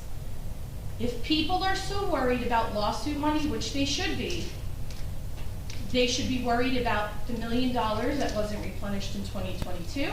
They should be worried about the 434 COVID funds that were not even, have no records at all. They should be worried about the overspend on the sewers. They should worry about the 600 we were told was not replenished. They should be here for budget workshops and be worried that we don't have a budget yet. So the tactics of the mouthpieces for your topics, Thank you. it's getting a little old. Thank you. Yes. Yes, thank you. Thomas J. Cohen, 612 Third Avenue. I want to thank Mr. Weber for acknowledging that Mr. Marco left the room. I mean, that should have been an open public comment. Mr. Marco has now left the room at 8:45 or whatever time it was. That's how you professionally run a meeting. It's just embarrassing. I'm just concerned now she's going to be able to make the meetings for the land use board now that she's on it. But I want to thank you also for voting no on the budget. You know what? Let's just bring the comptroller's office in here. Let's just bring in the DCA. I mean, let's get this done because this is outrageous. Having been a councilman, to be told that you can't meet with an employee, you can't meet with the CFO, I can't wait till the outside agencies get that. That is unbelievable. Mayor, I'm going to ask you a question even though I'm not allowed to. When do we expect the 2023 audit? It's in process. See, that's a broad word. Like, it's due June 30th. Like, when's it coming? It's in process. Do you have a date? I like specific dates and times. Well, that's how numbers work in my brain. You have a specific date, specific. I answered the question. But I don't believe It's in it did. process. I must ask a question like Councilman Gubitosi. You don't give me a real answer.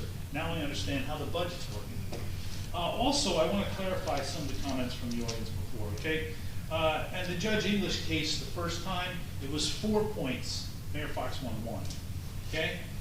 The second time, there were 2 points. Mayor Fox won 1. The second point was that he illegally fired Mr. Cannon. So the council did win on that one. I also want to say I attended the last one of Chief Guida.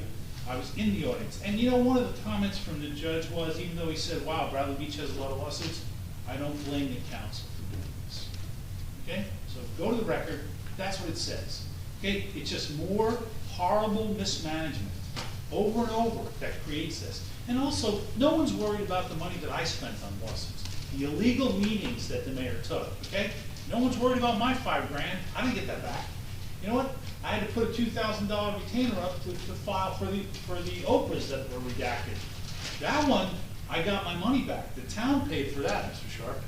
Okay? So it's bad administration, cost you money all the way down, and that's what we do. We're not supposed to talk over. Audience. Oh, thank you, sir. Thank you. Yes.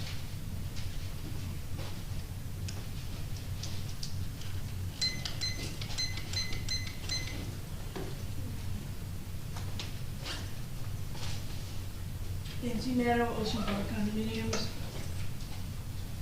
To be really clear, because apparently saying it before is not, do not ever send me an email, I'm not on your list.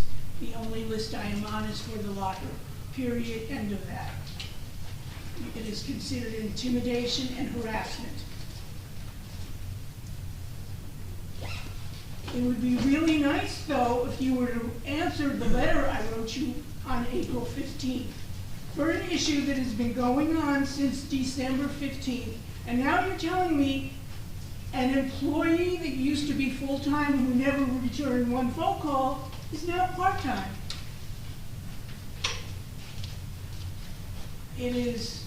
There are no excuses other than incompetence of the administration and management of employees. I expect an answer. My attorneys expect an answer, because there is a rental property not listed. And to wait now for you 57 days for an answer is not acceptable. Now let's get to the beach. So the lifeguards told me they're not putting in ropes this year because it's too much trouble. And I inquired why there were Indy 500 flags that were checkered. I know nothing about car racing. And they said, well, you swim in between the checkered flags.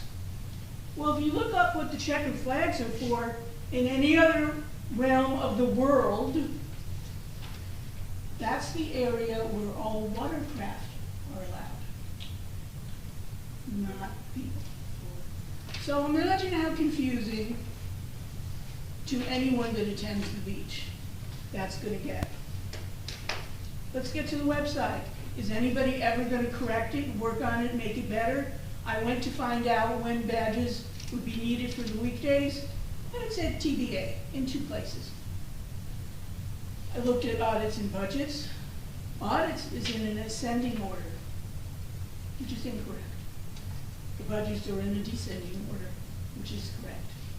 Just, again, the incompetence and the level that we find, that someone finds acceptable for a work product, and I don't care that the employees are mad that I complain about them. Let them do what they're supposed to do, and I don't say anything. But I should have a website that we're paying $300 a month for that functions. I've also noticed that we've had since March 2023, I think it was unless it was 2022, several key department head employees leave our employment. And yet where I used to see tremendous bill list items for locks, we have not changed every single lock in the borough since the last employee of a high standing, so to speak, at least in title, left. I find that totally irresponsible. When I do not have... We stopped using locks, we use fobs now. That's why you're not seeing it. Yes, there are still locks in this borough. I can even point them out to you. Stop talking during my time. I am merely saying, and I know from certain employees, that things have not changed. And you are, again, not protecting, just as you're not protecting me with the rental property, you're not protecting the borough. And it also doesn't protect the employees. I heard there was some sort of event, I think it was 2 Saturdays ago, in Riley Park. There were no porta potties. So one business actually was kind enough to let the vendors use her restroom and then had to close early because it was too much for the business to handle. Where are the rules and regulations for events?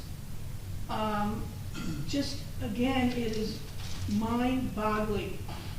You have signs on the grass in Riley Park that say no dogs. Every year I come up here and it's nothing against dogs, but you need to have signs on the promenade. No dogs, no people. That grass is not activity grass, it's visual. We spend a lot of money to maintain it. With all the money you waste, and we know we're Sign City, you could certainly do that. And again, why is nobody using the bulletin board from the rec center? How do you drive by and know what's going on? And Thank you. stop saying that. It's really offensive. Appreciate it. You know, you take action. Okay, there's no other questions. I'll make a motion to adjourn. Second. All in favor?